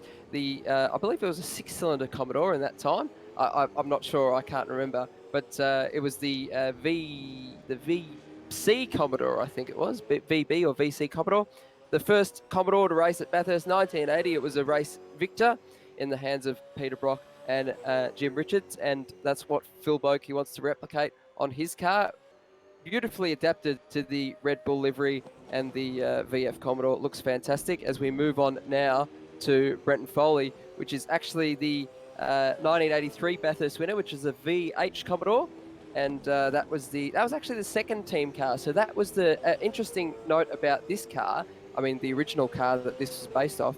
It was actually one of 2 chassis to actually win the Bathurst 1000 twice. So this was the 82 car and the 83 car that won, and it's based on the number 25 Marlboro Special Mild livery that was driven to great effect by, I believe it was John Harvey, Larry Perkins, and Peter Brock in the end. So they actually won the race. And yeah, so beautifully presented cars, these PBF cars. And Brent Foley, he's actually gone to the lead as Will Devenish has taken his pit stop. Correct. We are starting to see some stops shaking out. So it looks like into the pits the previous lap. Will Devenish coming out of the pits as well. Steve Burko. And as we look a little bit further down the field, I believe Peter has also come into the lane. We look down, Termo was a bit sort of further back, but we definitely have seen a couple of stops taking place. Yeah, definitely Will Devenish, Peter and Steve Burko all taking service on the last lap. Steve Burko actually looks like he's gone a lap down to Brenton Foley, of course, because Foley went through in quick time. Steve Burko just behind, so he's going to get that lap back. The question is Brenton Foley going to come into the lane this time around? And the answer to that is yes, and he's behind Matt Williams as well. Now, Steve Burko's come in again. What's going on here? This is, unless he's actually, he did come out of the pit lane, so I don't know whether he forgot to change tyres or something there, but that's rather odd for Brenton Foley. That sends Phil Boak through to the lead. Cam Rutledge is trying to leave the lane and had to check up because Foley was in the fast lane. Good presence of mind there from Rutledge. Yeah, very, very good presence of mind to realise that he was on the move and that it was going to be a coming together of sorts. So that sends Phil Boak through to the lead. There goes Will Devenish on front of screen. He's just going to have to contend with his teammate here. He'll be on the mic telling him, get out of the way, and that's very, very smartly done. Of course, they normally run the ZB Commodores with the CRE Motorsport livery on them, the teal and silver, or chrome silver. And we're reverting back to VF specification for retro round, whereas Cam just taking on the Holden dealer, or the Holden Racing Team livery, which Hans, you'll correct me on what year this one actually was for Cam Rutledge. Yeah, the 2004 livery. So this is actually based off the livery that was run by the Holden Racing Team in 2004, and with the 05 on the side, this was driven by Jason Plato and Peter Brock at Bathurst. History will show that Peter Brock didn't actually get into the car at Bathurst, but it was actually the last car he officially drove. For those out there, for the anoraks out there, the chassis number was HRT048, and it was on display at Sandown. You may have seen it in the undercover area, but it's a fantastic looking livery, as it is up in the Cam Rutledge livery, and I believe Rhodey has incidentally DNF'd as well. Well, I just saw Rhodey in the pit lane, so I'm not sure what's happened there, but he's having some sort of dramas again. He's another one of the drivers that's been having some sort of black screen issues over the course of the last couple of months when it comes to racing in AMS Oz and ARW for that matter of fact as well. So, again, hopefully another reoccurrence of those particular issues, but he's obviously... Phil Boak coming out into traffic from pit lane. Sorry to cut you off, Steve, but it looked like a pretty dramatic moment there. And Matt Williams has gone off. So he's gone off at the end of turn 1. He's taken a sail through the grass there. Does he rejoin at turn 3? There he goes. He goes through the cones. 10 out of 10 there. Fantastic. But yeah, not a good race for Matt Williams, but Phil Boak as well. He's just taken service and he's just gone back, but he's not quite lost as much ground to Brenton Foley. So might have a bit less of a pace deficit as we would have thought. There it is on the replay with the rejoin from Phil Boak coming out of the pit lane. It wasn't too bad with the rejoin. It was just the Matt Williams little incident ahead going off the road and wide at turn 1, which we did say there's a bit of tarmac runoff. There's the gravel trap and the grass waiting for you as you get through there. But he's managed to surf it out the other side unscathed and just comes back onto the circuit behind Phil Boak and Steve Burko. Steve Burko, the first of the cars, a lap down, it appears. Actually, I think that's, sorry, Cam Rutledge. I think, no, you're correct. Cam Rutledge looks like he's the first of the cars that's a lap down to the race leader, Will Devenish, who's actually come out with a much, much bigger margin after all those pit stops are shaken out. He's really got a nice, comfortable cushion at the moment. And not only that, Foley and Boak behind, they've closed up a lot more as well since that little indiscretion of Phil Boak going off the circuit. He's actually gained some time back on his teammate here. Yeah, that's right. It looks like Phil Boak has the upper hand of the intra-team rivalry with PBF Race Engineering, but also Will Devenish. I didn't get to make a remark on it when he actually came out, but the beautiful thing about his pit stop is that he came out in a clear air, and he's been able to gain more laps, more lap speed and more lap time and a bigger gap, even while coming out of the pit lane into clear air, and even on the in-lap was pretty good as well. Having a look at the times he's doing as well, it's a 108.6 that time around. His best is obviously a 108.4. The lap before that was a 108.7. So he's like a metronome at the moment, just as you tick back and forth.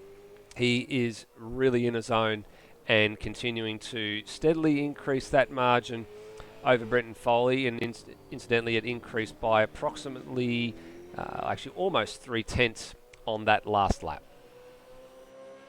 Motorsport is all about a rhythm in this stage. Here we go. He's putting on a clinic tonight.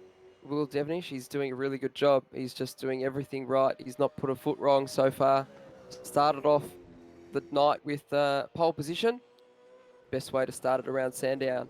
And he's just going absolute 10/10 at the moment, and not 1 millimetre more, not 1 millimetre later than he needs to brake. And he's just absolutely the class of the field tonight. And there's still half the race to run almost.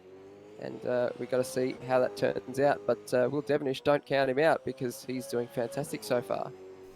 Yeah, closing in on the half distance mark at the moment. Half distance will come up around lap 28, 29. And we've got 30 minutes of this race has elapsed already. So it gives you an idea that we've probably got about another 35, 36 or so minutes in this race. Still another pit stop to go for all the cars on circuit. We did say at the start of the race it's an easy two-stop race, and it looks like that's going to be proven the case. Sadly for me, I think the attrition rate's a little bit higher than I would probably like to see at the moment, Hans. We've lost 3 drivers inside the first 21 laps of this race. Rhodey out on lap 21, Dwayne Davies lap 10. So incidentally, we've heard from Brian Walsh in the live chat that he spun off at the second last turn, and of course Brian Walsh himself out on lap 2. Yeah, I mean, that's what happens when you've got a particularly small field like tonight, 13 cars, and we're down to just 10 now. So, I mean, hopefully we can see some more cars come out for the Oran Park round, because Oran Park is a classic circuit. And Sandown, it turns out, might go the way of Oran Park and Amaru Park and all those other circuits, great Australian circuits that they've been turned into wretched housing estates. And here we go, new fastest lap of the race, 1:08.17. So Will Devenish is using these new tyres to great effect on board the HSV dealer team Commodore. Certainly is, getting perilously close to getting into the 7s. Now, I don't think he'll probably want to be targeting that in race trim. He wouldn't want to take any unnecessary risks. He's got a beautiful margin at the moment over Phil Boak. In actual fact, his last lap time, then it was a lap purple, but it was a purple sector 1 as well. That's what set the lap up. So he's got a very, very healthy margin over Brenton Foley, whose lap time that last time around was a 1:08.9. So this goes to show you the difference in pace at the moment. Interesting, Hans, that you mentioned about the circuits like Amaru Park, Oran Park, that have gone the way of the dinosaur. They've now come into housing estates. Of course, Sandown having to make those changes to the infamous Turn 6 to continue to hold the FIA, I think it's the Grade 3 licence, I believe that it has, in order to continue to host the Supercars events for a couple more years to come. Of course, in the local news down here in Victoria, there's been much talk about the new motorsport facility that has been proposed out in the Casey Cardinia area down towards Pakenham, on the outskirts of Pakenham. It has its supporters, it has its detractors, and the people that will just complain about anything that tends to come up that they don't like. Thoughts on something being, I guess, so close to your own backyard, given from you're out that direction or that part of town? Yeah, I just hope that it's not full of closing radius corners. But apart from that, I think it's interesting because I don't want the council to rezone the land. Now, I believe it's going to be on the other side of the Princess Highway, which is down south of McGregor Road, as we watch Brenton Foley have a bit of a moment coming out of turn 4. It goes a bit wide and it was sliding into the corner. So, yeah, so if it gets built, I would be actually surprised if it gets built. It's got council approval at the moment, but you know what it's like. It always has to go through various interest groups and various sort of eunuchs that they view how it's done every night. They see how it should be done and they can't do it themselves. So, critics are like eunuchs in that sense. But, I mean, fingers crossed, but I'm not going to be disappointed because I'm sort of expecting it to be a half-assed sort of thing. But, I mean, we saw that happen with Cassar Park on the central coast of New South Wales. And unfortunately, there's just been too much red tape for them to actually get approval. So they tried to do that as a not-for-profit entity, and they're going to try and repitch it as a for-profit or commercial venture, and maybe they might have to do the same thing with the Casey Cardinia motorsport project. But it would be nice to see a track out that way, but guarantee you there's probably going to be someone who builds their house out there and they're going to complain about the noise. Oh, trust me, I've already seen on the Facebook groups or various Facebook groups with regards to motorsport where the proposal came up and the news article was posted about it. There were plenty of people saying that, I live 1.2 kilometres away, I don't want it built near me, I don't want the noise and stuff. And I don't think a lot of thought has actually been given into, the kind of economic benefits that something like that will bring. Of course, you're bringing in people from all various parts of the state, not just local here in Melbourne, but from all various parts of the state. You're bringing them into town. They're going to spend money on motels, hotels.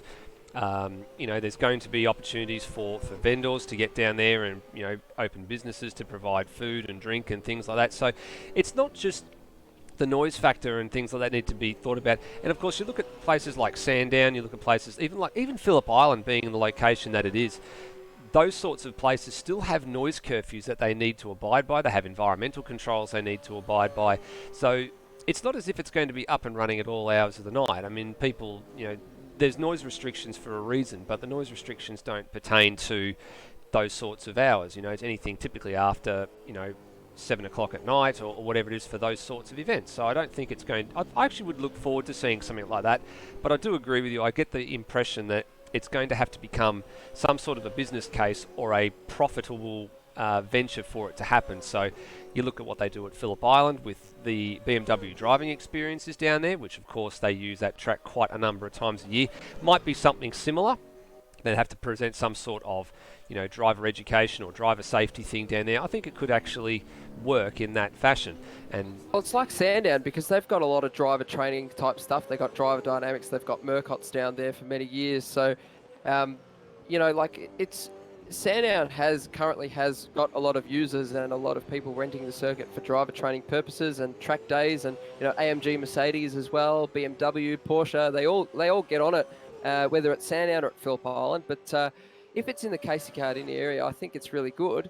But the unfortunate thing is there's always someone that believes that at all hours of the day, on the weekend, they should be quiet. Now, why they are at home at a weekend, I don't know why. Why can't they just go outside and enjoy the noise of the birds? Do they get angry at the birds? Do they get angry that the tree is coming over into their backyard? Because, I don't know, I like nature. I like the noise of the birds. But,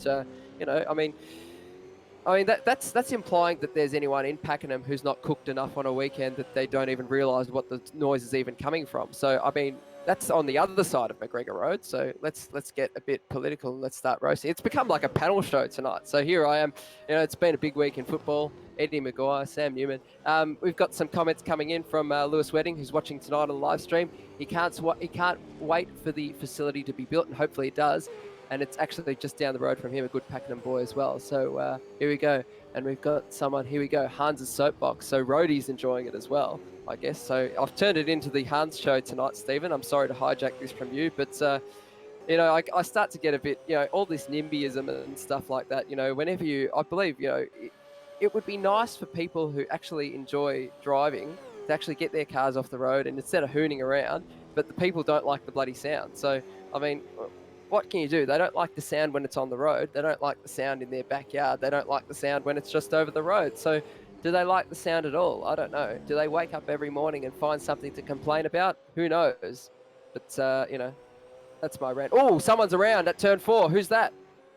Yeah, just looking to see who that was, actually, just ahead of them. Is that Brenton Foley, Phil Boak? And looking a bit further afield, it looks like that was Steve Burko. So he's had a bit of a moment now. He was several laps down. So let's go back and see if we can pick this up on replay and see what happens here. So we interrupt Hans's rant and soapbox to have a look at what has happened potentially to Steve Burko. So he was just ahead of Cam Rutledge and going through turn 4. And what's he done here? No, it wasn't Steve Burko. It was someone ahead of him. Must have happened somewhere ahead. So let's have a look. Couldn't have been Phil Boak. Surely not, because he's only 7 seconds behind. He surely didn't lose that much time.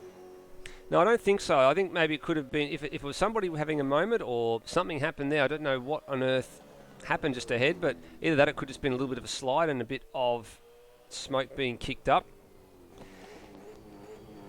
As we look. Yeah, Tomo's gone deep. Tomo going deep here at turn 9. So that's another victim that's happened down at turn 9. So again, we said a bit earlier, not the first and certainly not the last people when we were talking about Matt Williams and Cam Rutledge and their little humdinger of a battle early on in the race to go deep at turn 9. So these mistakes now just starting to creep in. They're probably about halfway through this fuel and tyre stint now, Hans. So 39 minutes, it's a bit early for some of these mistakes to start creeping into people's races. I think it's just the pressure of the circuit and possibly going a lap down, because Devenish, he's got a whole lot of speed on board. And, would you believe it, there is a race going on after our soapbox little panel talk session. But Termo, he might be going a lap down. I was looking at Will Devenish's pace around about 10 laps ago, and I was thinking, oh, gee, he might be actually, if the way he's going, he might be actually about to lap him in 10 laps' time. And here we go, he's in view. So maybe this lap or on the next one, Termo is going to have to yield, and Will Devenish, he just continues his charge through the field. He might be a chance to lap pretty much everyone. Interesting to note, I haven't seen any curb strikes from anybody just yet as Termo's getting the blue flags right now. You can see that on your screen, that he will pull over to the left and does a good job, gets out of the way of the race leader Will Devenish, who coincidentally his lead has gotten up to 20 seconds now. So this is really starting to get into the realms of what Brenton Foley did to the field at Bathurst, a track that he's very, very familiar with and absolutely adores and is very comfortable at. And it's the other side of the equation here for Sandown. Will Devenish just storming away from the field and completely in control at the moment. Yeah, Devenish really likes the flow of this circuit. He loves to ride the car over the curbs. As we watch here, turns 2 and 3. Look at that, the car just floats over the curbs. Just floats up and floats nicely down. That shows a good setup on board. Will Devenish, he's pretty good at doing the setup. He does the setup guide on the AMS Oz Facebook group, which is good. I always like watching it, and it's very helpful for some of the drivers out there to understand what you should do to your car to get the most out of it at each circuit. Yeah, he's been doing that on a regular basis. I haven't seen one for a little while, but I do recall that those videos were going up on a regular basis. Very similar to the sorts of, he's targeting sort of the way that the Lewis Wedding did with the rookies in the Rookie Cup for quite some time, which coincidentally I believe may be returning next year in some form or another. So if you're new to AMS Oz and you want to get into some racing but you don't know where to start, you're not sure what your pace is at, watch this space for next year. So I've heard from a little source that shall remain nameless at the moment that potentially there might be a return of the AMS Oz Rookie Cup next year. Very successfully run by Lewis Wedding over the course of the last couple of years. Of course, one thing that we're looking forward to in AMS Oz, and there's been quite a lot of interest around this in the last couple of weeks, is the HQ Holdens getting up and running. So Anthony Birch has done some great work to help solve the issues that I was having, getting that mod to a state where the liveries would actually look good and they wouldn't reflect off the sunlight on the track at all. So, and he's actually gone a bit bananas and generated quite a few liveries, and even some of the guys from the HQ community out there have gotten a hold of what's going on and are extremely supportive of what we're going to do. So there's going to be a lot of liveries coming. That's something that I'm looking very much forward to doing over my Christmas and New Year period, is to get into trying to build some of the liveries from the Victorian cars, New South Wales cars, and try and build up a really good mod and a really good list of more modern liveries of the cars, because the mod goes back quite some time, and looking forward to see what we can do. And we want to get everybody on board. We want to start running places like Sandown and go to a couple of other circuits, and I'm looking to see if I can get into AMS, because I think that'd be really, really good and really, really fun tracks to see. So watch this space for next year, everybody. Certainly a very, very exciting and very, very intriguing mod coming to AMS Oz in the new year 2020. Yeah, I'm really excited for that, actually. Whenever you've got big, slow, heavy cars, it always makes for really good racing. Now, I remember in my own sim days on Live for Speed S2, the UF 1000, for those who maybe know about it, they always provided cracking racing. It was a bit like an Aussie racing car, actually. They were actually like Mini Coopers, and they were so small that you can fit them 5 wide at every track. And some of the layouts that people were building that were sort of like street circuits on autocross layouts was actually really good, because it was really tight and you can really get in and go too wide through there. So it was always good fun, and I was a bit of an expert in that. I'll put my hand up and say that I really enjoyed those cars. I was a bit of a specialist. But that's maybe next year, if I actually get around to buying a computer, I might enter this HQ series, Steve. So you might hold me to that promise. All right, it's been made on air. We will see what happens in the new year. Well, we are over the halfway point of this race, and this race has pretty much settled down almost into, I wouldn't call it a no contest just yet, because there's still quite a distance to go, but everyone is spread out around this Sandown International Motor Raceway and really not making any impression on anyone either ahead of them or behind them, aside from Will Devenish, who continues to stretch away from the head of the field at the moment. So Devenish, Foley and Boak top three. Brute, or Peter as his alter ego likes to call him, just quietly going along. He's obviously been using one of the Nick Percat liveries for the couple of races that he has entered AMS Oz over the course of the last few weeks. So it's good to see he's actually got a livery up and running. The JB Hi-Fi number 88 car up and running. And then back to Mitch Hathaway in 5th place, who's got 26 seconds on Termo, would you believe. There he is, all on his own. The silver bullet down the main straight. Steve Burko's the sole remaining Mustang in the field. We started with 2. We are now down to just the 1. And then Cam Rutledge in 8th. And the last runner at the moment is Matt Williams. He's only 5 seconds behind Cam Rutledge. Now that, believe it or not, is the closest that any 2 cars for position are on track at the moment. 8th and 9th, Hans. It's looking a bit like a super sprint at the moment, with everyone spread out and trying to do the best lap times they can. So, but it is a race, and you do have to get to the end. And we're about 20 laps from the finish. So 20 laps from the finish, we've still got quite a way to go, and we're waiting for the last set of pit stops to come up. And let's see, who is going to blink first? Will it be Devenish, will it be Foley, or will it be Boak? So interesting to see who's got the longest tyre life in this field, and if they've got a bit of pace up their sleeve at the end. I dare say it's probably going to be Will Devenish to blink first. He was one of the first to come into the pits, and if memory serves me correctly, it was somewhere around, I think, either lap 21 or 22.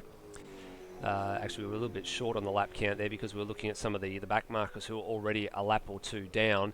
So lap 41 is what our race leader is currently on. So he's probably not far away from his next pit stop, or his second and final pit stop, I probably should say.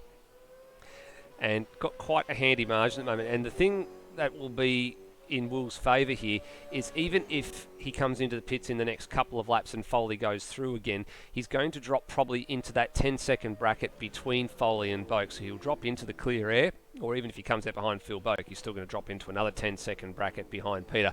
Whatever the case, he's going to drop into some clean air, and then he will then just quietly and comfortably go about his business, and he'll reassume the lead as soon as Foley and Boak and those guys all come back into the lane. So he's led, aside from the couple of times that he's come into aside from the 1 or 2 laps that he spent with either side of the pit stop, he's led virtually everything from start to finish. And I'm wondering if there's, Matt Williams is actually, it looks like he's the first to blink for a second stop, because he's actually just come in. There he is. So Matt Williams is on lap 40, he's come in. Absolutely correct. So Matt Williams is the first of the pit stops to blink, and it all looks pretty routine from here, and he is on his way.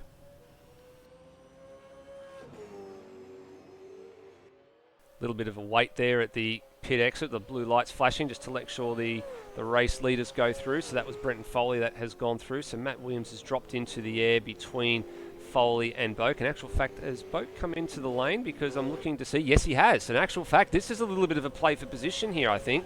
Phil Boak has come in with, on lap 40, end of lap 41, which will mean that he has approximately 18 laps to run to the finish. He just crosses over that start-finish stripe as he comes into his pit box.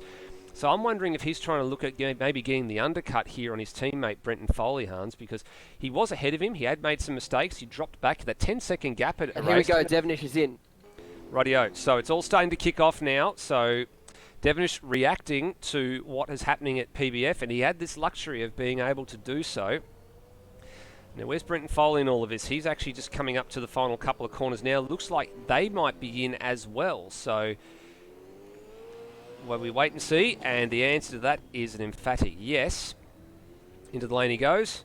Will Devenish is still on the jacks, about to be dropped down, and then away he will go. And in all of this, Peter has now taken over 3rd place. Hathaway moved to 4th, and Boak has come out in 5th. Now, Phil Boak, after all of this, is on the back straight away.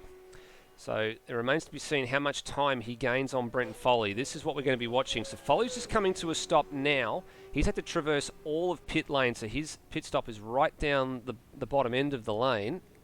And Phil Boak, he's just at Dandenong Road corner now. He's trying really hard. He's trying really hard to catch up. Oops, sorry, Foley's already on the move. So Phil Boak, has he lost some time here? Foley comes out. What is the... it's the length of the front straightaway, so probably about where it was when they stopped, just judging by that on track. So roughly 10 seconds gap between Foley and Boak, but Boak, he was nearly going to go a lap down to Will Devenish in that pit stop. That's how far behind he is. Yeah, you're not wrong there. So we're just going to wait for timing to update here as they come through the Sector 1 timing split, because of course that 35 seconds on the left-hand side of your screen is just a sector split from the last time they crossed a sector timing marker, and it is indeed 10 seconds, actually slightly more than, just short of 11, I think is probably the right way to define that, not slightly more than 10, it's closer to 11 than it is to 10.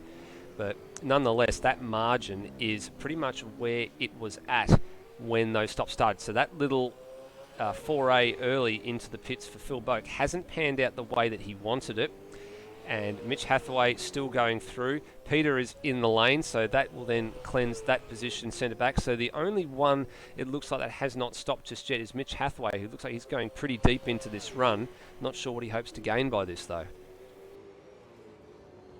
Possibly a bit of TV time. He's flying the flag for HDS at the moment. Billy Dougal-Salonga unfortunately had a few issues trying to get into the server and didn't quite make it tonight, which is really unfortunate. But HDS Racing, the flag's being flown by Mitch Hathaway, and he's getting a bit of TV time now, but he might be, you see the little wrench pop on the bottom left of the screen. That means he's going to come in this lap. And with that, that would pretty much cleanse this field and put everything back to where it began. Now, just having a look at the Mitch Hathaway car here, Hans, I'm not quite sure if this is a retro livery that's come from the supercar realm. It certainly doesn't look like anything I remember. Maybe it's something that has come from his iRacing days. We know that Mitchell and Billy Dougal-Salonga are from the iRacing fraternity. So what are your thoughts on this livery? I actually don't mind it. No, it actually does look quite nice. It looks like a bit of a privateer livery as we watch him come into the pit lane. I'm just having a good look around. Pan and tilt function. God bless it. It's very good. Yeah, I can't quite recognise if it's come from a V8 supercar livery or something like that. But what's actually written on the bonnet there? Because there is something written on the bonnet of this car, and I was looking to see what it says now, and it says JL Wheel Restoration. So obviously that's some sponsorship, I'd imagine.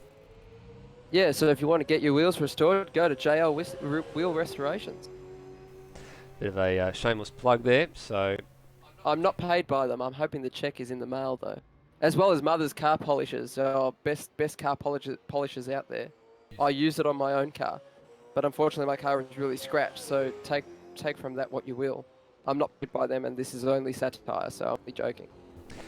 Just a comment coming through in the live chat from Rhodey as well. He believes it might be an inversion of the liveries that they've run earlier in the year. I mean, there's been a lot more blue on this car in times gone past, so I think he may very well be right. It could just be a simple case of replacing a lot of the blue with a lot of the white, and a lot of the white with a lot of the blue, and there you go, you've got a livery. Nonetheless, it looks very, very nice, and a number of the drivers have done a stellar job on the retro liveries. They'll revert to their normal liveries for the season finale, as far as I'm aware.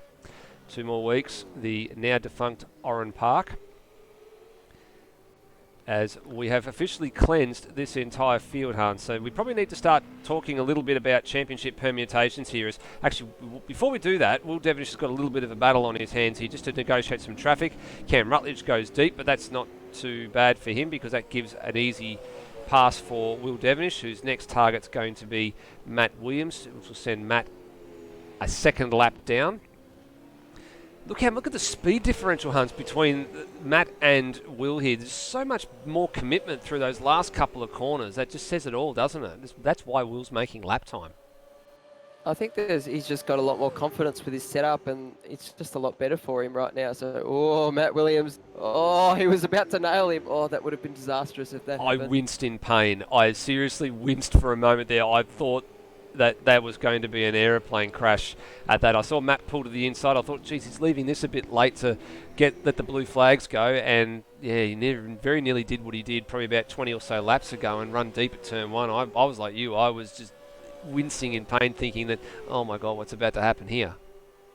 Oh no, I was very scared at night. I'm glad you felt my pain because I was definitely feeling it. But Will Devenish right now, he's actually negotiated his way through the lap traffic and he continues his charge through the field. There's only 5 cars on the lead lap right now. It's actually Hathaway up next, which is maybe lapped by Will Devenish. He's about 59 seconds behind, so another 8 seconds up the road, I believe. Yeah, it's about the length of it's about half the length of the front straightaway, I believe. You just see him up on the distance. Yeah, there he is. So you could just see him as the camera pans around. There's Hathaway just going down to turn one now. So Devenish is closing in on him, and probably at about a half a second or so a lap, I'd imagine. So might yet put another lap down, another car a lap down for the first time, which is very, very dominant performance from Will Devenish. Coming back to my point just a few moments ago, let's have a little bit of a talk about championship permutations here. We're going to go to the Excel or Google Docs spreadsheet that has been maintained over the course of time by Brenton Foley and Phil Boak, and a huge amount of respect going to those guys for the amount of effort that they have put in over the course of the Super 2 season and keeping points up to date, keeping packs up to date with the all the new liveries, also with all the stewards inquiries. Thankfully there hasn't been too many of those in the last couple of rounds, which is great to see. But if we go to our little spreadsheet machine here and we start to plug in the current positions of our top 3 on the standings, because that's what we want to have a bit of a look at. So Will Devenish would earn himself 300 championship points for tonight's affairs. That'd move him on to 3,006 points. So that would not be enough to take him past Phil Boak and Brenton Foley. In actual fact, it would only close the deficit to Phil Boak to 138 points. At the beginning of the night, it started at 180. And Brenton Foley's second place would move him on to 3,369 points. So it would actually, by Brenton Foley finishing where he is tonight, it takes Will Devenish out of championship contention. So Will actually, well, right now, even if Brenton Foley was to go back to third place on the road, he would still be 300 points ahead of Will Devenish with only 300 more points left on the table. So the way it needs to work for Will right now is he needs Brenton Foley to have a bit of a disaster in the next, 10 laps or so, 8 or 10 laps, in order to really take this fight up to the final round. So potentially we could be looking at a straight-out shootout between Brenton Foley and Phil Boak with a about a 180-point deficit, if memory serves me correctly, if I do the math again. A 225-point deficit, actually, between the two of them, with 300 points left on the table and a round to go. Basically, what would need to happen is that if Brenton Foley actually finishes the race around Oran Park, and for Phil Boak to take the championship, there needs to be a really big field, and Brenton Foley needs to be buried at the back of that field. And I don't see that happening. It's just not foreseeable in the future. Well, I am looking I'm looking at your crystal ball, but I'm also looking at something that has just happened here on the live races here, Hans. Phil Boak has mowed down Brenton Foley by virtue of the fact that Foley had a very, very poor last lap. He did a minute 14. He must have had an off somewhere at Sector 1, because his Sector 1 time is absolutely shocking. And he had a 15.5 in the middle sector as well. So I'd tend to suggest that maybe he had an off-track excursion or a spin or something on the previous lap. It's happened at the first sector. His first sector time is a 30.81, so... I dare say he might have gone across the grass. He might have had a spin somewhere, because I would imagine it's probably an off-track excursion across the grass, or he's had a bit of a moment where he's hung up on a curb or something. But he was also affected in the second sector. Just waiting to see if a sector time pops up. I think he may have been awarded a curb strike as well in Sector 1, because I haven't seen a Sector 1 time pop up for him nor Phil Boak. So something a bit peculiar going on there. Now it actually appears. So it looks like that's all okay. Although Phil Boak has registered Sector 2 time, Brenton Foley is not, according to our feed from live races. Although Foley does set a 1 minute 9.6, so call that what you will. Something's a bit strange there. I think our live races timing may just be wigging out a little bit slightly here, but nonetheless, Phil Boak is going to be on Brenton Foley's hammer if Foley makes any more mistakes, but they're both running quite wide and both made a couple of minor mistakes on this lap, just looking at how things are going. Devenish at the moment, well, kind of untouchable. A minute he enjoys a 33.6 second advantage. He's coming up to lap Mitch Hathaway at the moment. Mitch Hathaway gets out of the way, kind of. Yeah, nah, not really. Not really, in fact. So he's going to make it. Now he's going to get out of the way. So he slips down. Will Devenish has to do all the work and round him up on the outside into turn 1. And he brakes early as well, so he doesn't want to have any contact. Doesn't want to do a Josh Verstappen on Juan Pablo Montoya. Interlagos 2001, I believe it was. I think you might be right on that one. Looking at some comments coming through in the live stream as well, there's a couple of other things that are going on in the points finishes that Rhodey's just alluding to. I think he's probably doing a bit of math in his head as well now that he's out of the race. He's got the abacus out. He's got the abacus out, the analog version of what we're using. Certainly has. And talking about that, Peter he might actually make the top 20 in the points. Of course, we've had more than 20 drivers this season with only 3 race finishes. So he took part in the Bathurst round, Sydney Motorsport Park round, Sandown, and depending on what happens with Oran Park, he potentially could be inside the top 20 with only 4 races to his name, which is a great achievement.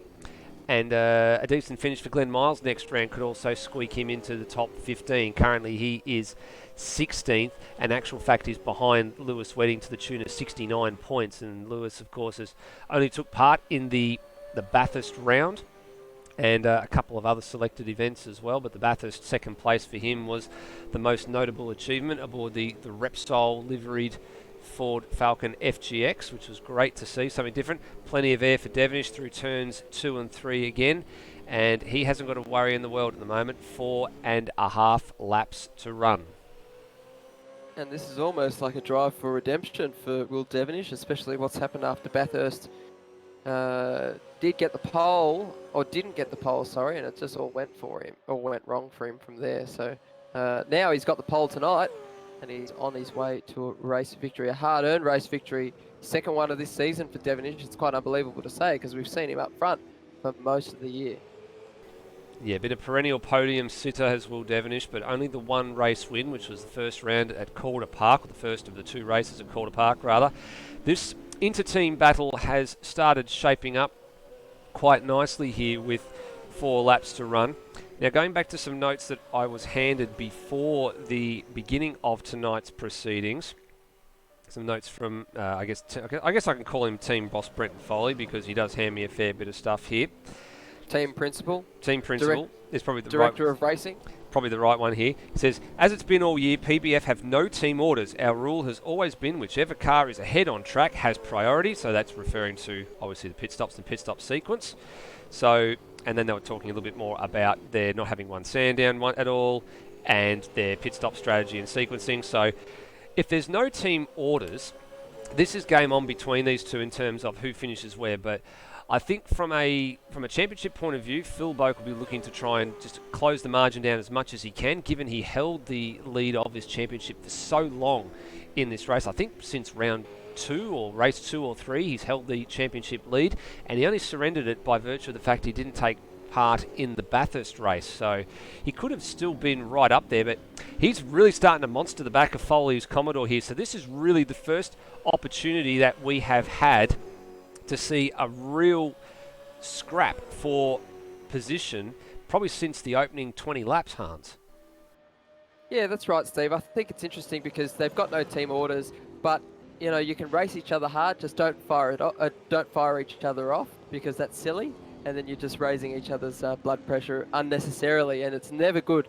I mean, what's the number one rule of racing is don't hit your teammate. So it's going to be odd for young and old here, but I think they're not going to go too crazy and try and fire each other off, but they're going to race very hard. PBF Race Engineering, no team orders. Here we go.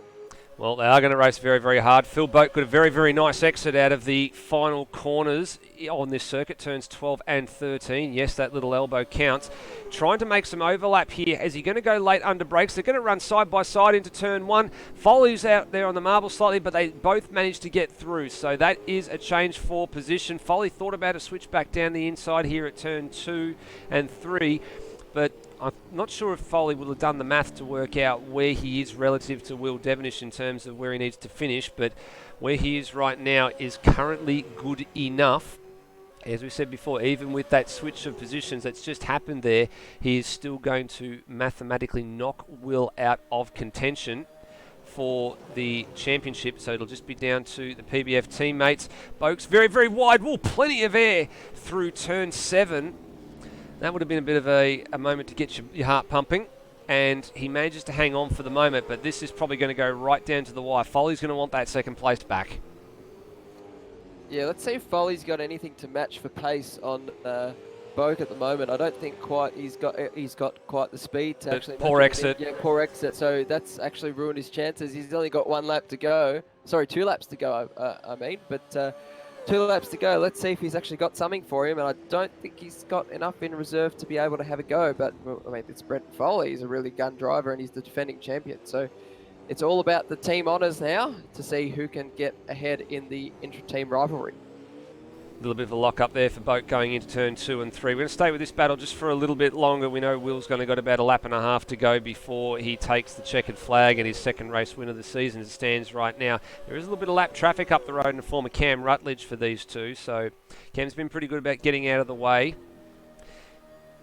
Just coming down through the treacherous turn 6, which really hasn't presented much of a challenge for the drivers tonight.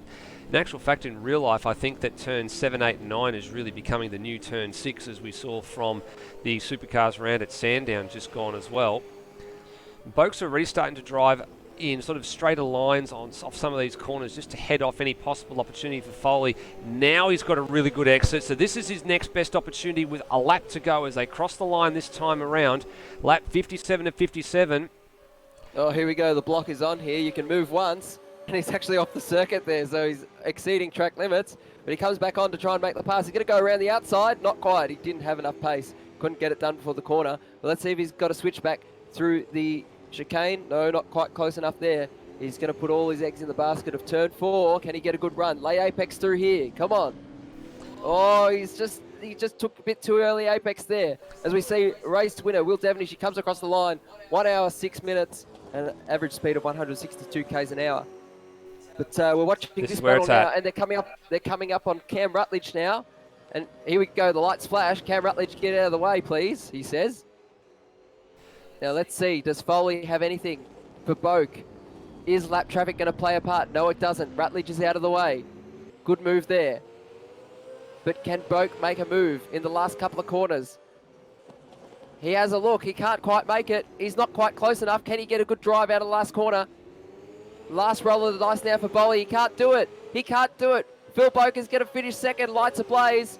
Followed by Brenton Foley. What a fantastic race we just saw there, Steve.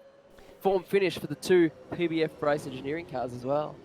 Form finish, but not necessarily positions 1 and 2, positions 2 and 3 on the road. So that'll be enough to reduce our championship contenders from 3 to 2 going into the final round.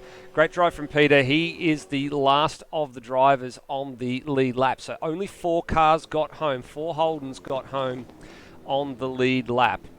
Next man back, Mitchell Hathaway, 5th place, so that's a good result for Mitch Hathaway. A 5th place finish in his battle over 4th, 5th and 6th place. 6th place for him, Termo, who's obviously wants a bit of airtime, and he's getting it. Well done, Termo. So 6th place finish for Termo in that one. Steve Burko's come home, the only Ford in the that was left after all of that comes home in a 7th place finish, with Matt Williams. Actual fact, Matt Williams getting ahead of getting the better of Cam Rutledge in the end, comes home in 8th. Cam Rutledge in 9th as the donuts and line locker burnouts continue here at Sandown in celebration. But the one that you want to be looking out for, well, he's already gone to the garage. He's done. He's gone to the garage. He wants to get that towel, wipe the sweat off his face, and probably get ready to come up here and have a chat with us in the not too distant future, Hans, because he has dominated this race, Will Devenish. That is just an unbelievable performance from Will Devenish tonight, and he just got into the rhythm early, and he just kept pumping out those 1 minute 8 lap times, and his best lap of the night was 1 minute 8:15, which he set actually after his first pit stop, I believe. So he used those new tyres to great effect, and he's just dotted every I, he's crossed every T, and he's just done a fantastic job. So it's good to see him up there to get his second race win of the season. A fantastic performance as well from the PBF Race Engineering cars to get on the podium. And also Peter, he's showing himself to be quite a decent driver, and maybe there's going to be some silly season news, especially centering on Peter and which team he may go to next season, Steve.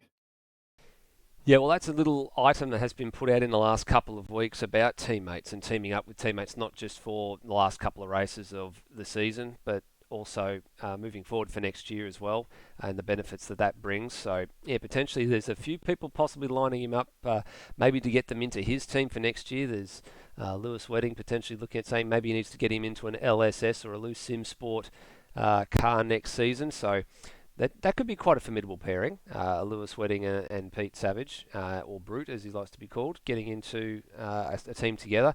Someone that could take on the likes of PBF Race Engineering. CRE Motorsport have tried so far, and at the moment it's been mainly Will Devenish up the front flying the flag for that team. We don't tend to talk very much about the team's championship these days. We tend to focus more on the individual accolades because that's where it seems to be at. And, well, speaking of individual accolades, the top three have arrived. So we're just in the briefing room almost. We're just in the here on the grandstand at Sandown, and we're just having a look now at our top three place getters. We'll start with third place, Brenton Foley. Now, Brenton, it was a bit of a battle on your hands tonight, but pretty good in terms of the championship, mate.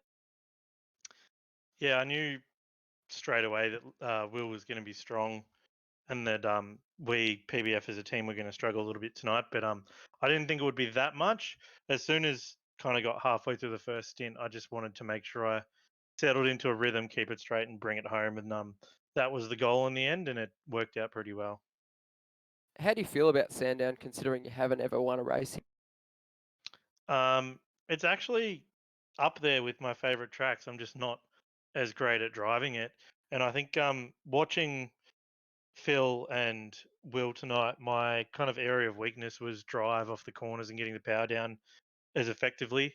But yeah, I really like the track. I just, for some reason, struggle there. You did provide some good moments tonight in that battle with Phil towards the end.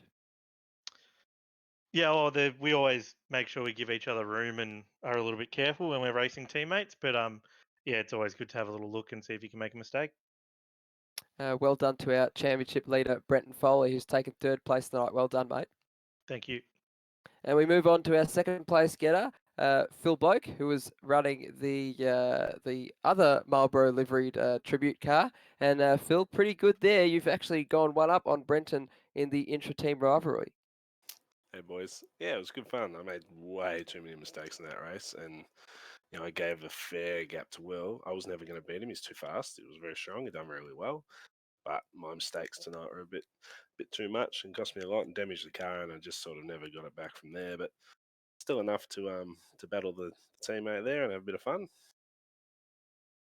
Yeah, really good job there. But did you have a bit of a moment coming off from turn 4, I believe? Because we did see a bunch of smoke go up, and if you may have spun. Yeah, turn 4 was my second incident. That was I come out and it was on the curb, and I got in the throttle, and then I got a little bit too greedy and gave it a bit more, and around she went, and I nosed against the wall, and that's what did the damage. It's rather unfortunate, but it's good to see the battle towards the end. You still had quite a bit of pace on board. Wasn't too bad. I was probably down half a second on my best, but it wasn't horrible. I still had decent drive. I was suffering with understeer a bit. So that was our second place getter, Phil Boak. Well done, mate, and well done on having a PBF Race Engineering second and third place. Thanks, boys. Now on to Will Devenish, our man of the moment. Pole position, started it off the right way. Pole position, then leading from the front and going all the way, basically almost a lights to flag victory, except when you're in pit lane. But fantastic job, Will, and a bit of redemption for what happened at Bathurst.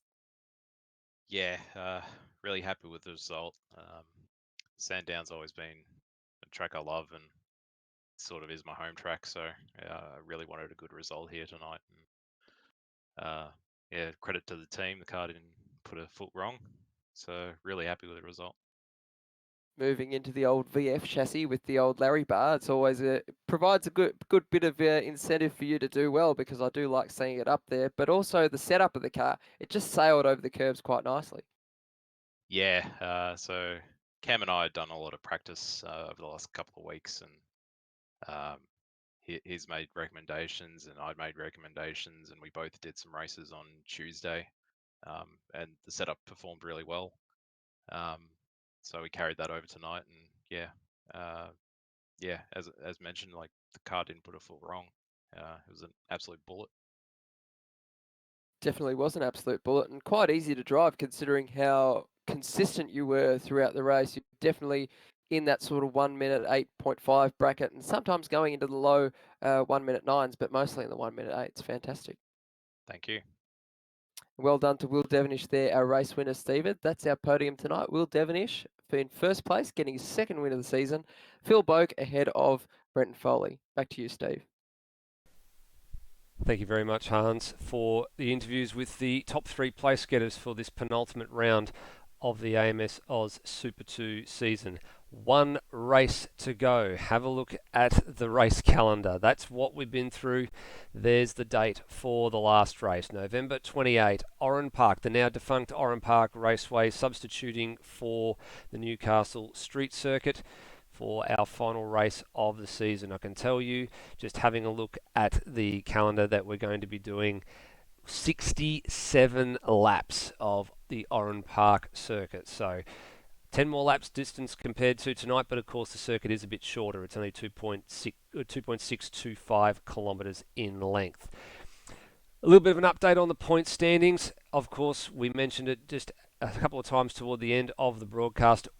Despite the win, Brenton Foley's third place finish is enough to reduce the amount of title contenders from 3 to 2. So Will Devenish is mathematically too far in arrears to challenge for the number 1 on the door for next season. He is still within touching distance of Phil Boak. He is 156 points behind, so positions for second and third can still change next time out. Likewise, they can change between first and second. That gap only 189 points between the PBF teammates. So Will is quite safe in terms of the threats from behind, so he cannot go any lower than third. So fourth place man, Termo, is 590, nearly 600 points behind actually. But he's got some pressure from Mitch Hathaway coming into the final round, so 63 points will be that margin. Rutledge, Burko, Ross, Williams and Dwayne Davies make up the top 10. There's still quite a lot of drivers very close together heading into the final race of the season. The closest battle is actually between FCR teammates, between Brendan Ross and Matt Williams. 9 points is all that separates those two gentlemen in one more race's time. So still a few things to play for further down the field, but also at the pointy end as well. Hans, I think we will leave it there for the night. Been a pleasure having you in the box for your final time for the season. So before we get to the final round, give us a quick summary of the Super 2 season from your perspective to date. Oh, it's been an absolutely cracking season. We've seen a little bit of everything, and I think Foley, considering that he's come from a severe deficit from the early races, DNFing, and we've seen a number of race winners up there, but Foley's been the definite class of the field. He's just been winning left, right and centre. And Phil Boak, he did try, gallant as he did, to maintain that championship lead and only relinquished it, like you said, at the Bathurst round when he unfortunately couldn't be able to make it. But it's good to see him back now, and it's going to be down to the wire between the PBF teammates. Will Devenish, good to see him get his second win and a bit of redemption, and we've just seen some fantastic storylines going on through the whole of the season. And I'll definitely try and watch the Oran Park round, because I want to see how this all wraps up, because it's just so fantastic. And it's just been lovely to work with Steve and some of the other drivers. It's been fantastic. So yeah, thanks for having me along, Steve, as always. It's just been great coming to your place, into the commentary booth, and it's just been in your inner sanctum, so to speak. This is your inner sanctum, and I'm just a guest in it. So it's been good fun. Thank you. Been a pleasure having you aboard, mate.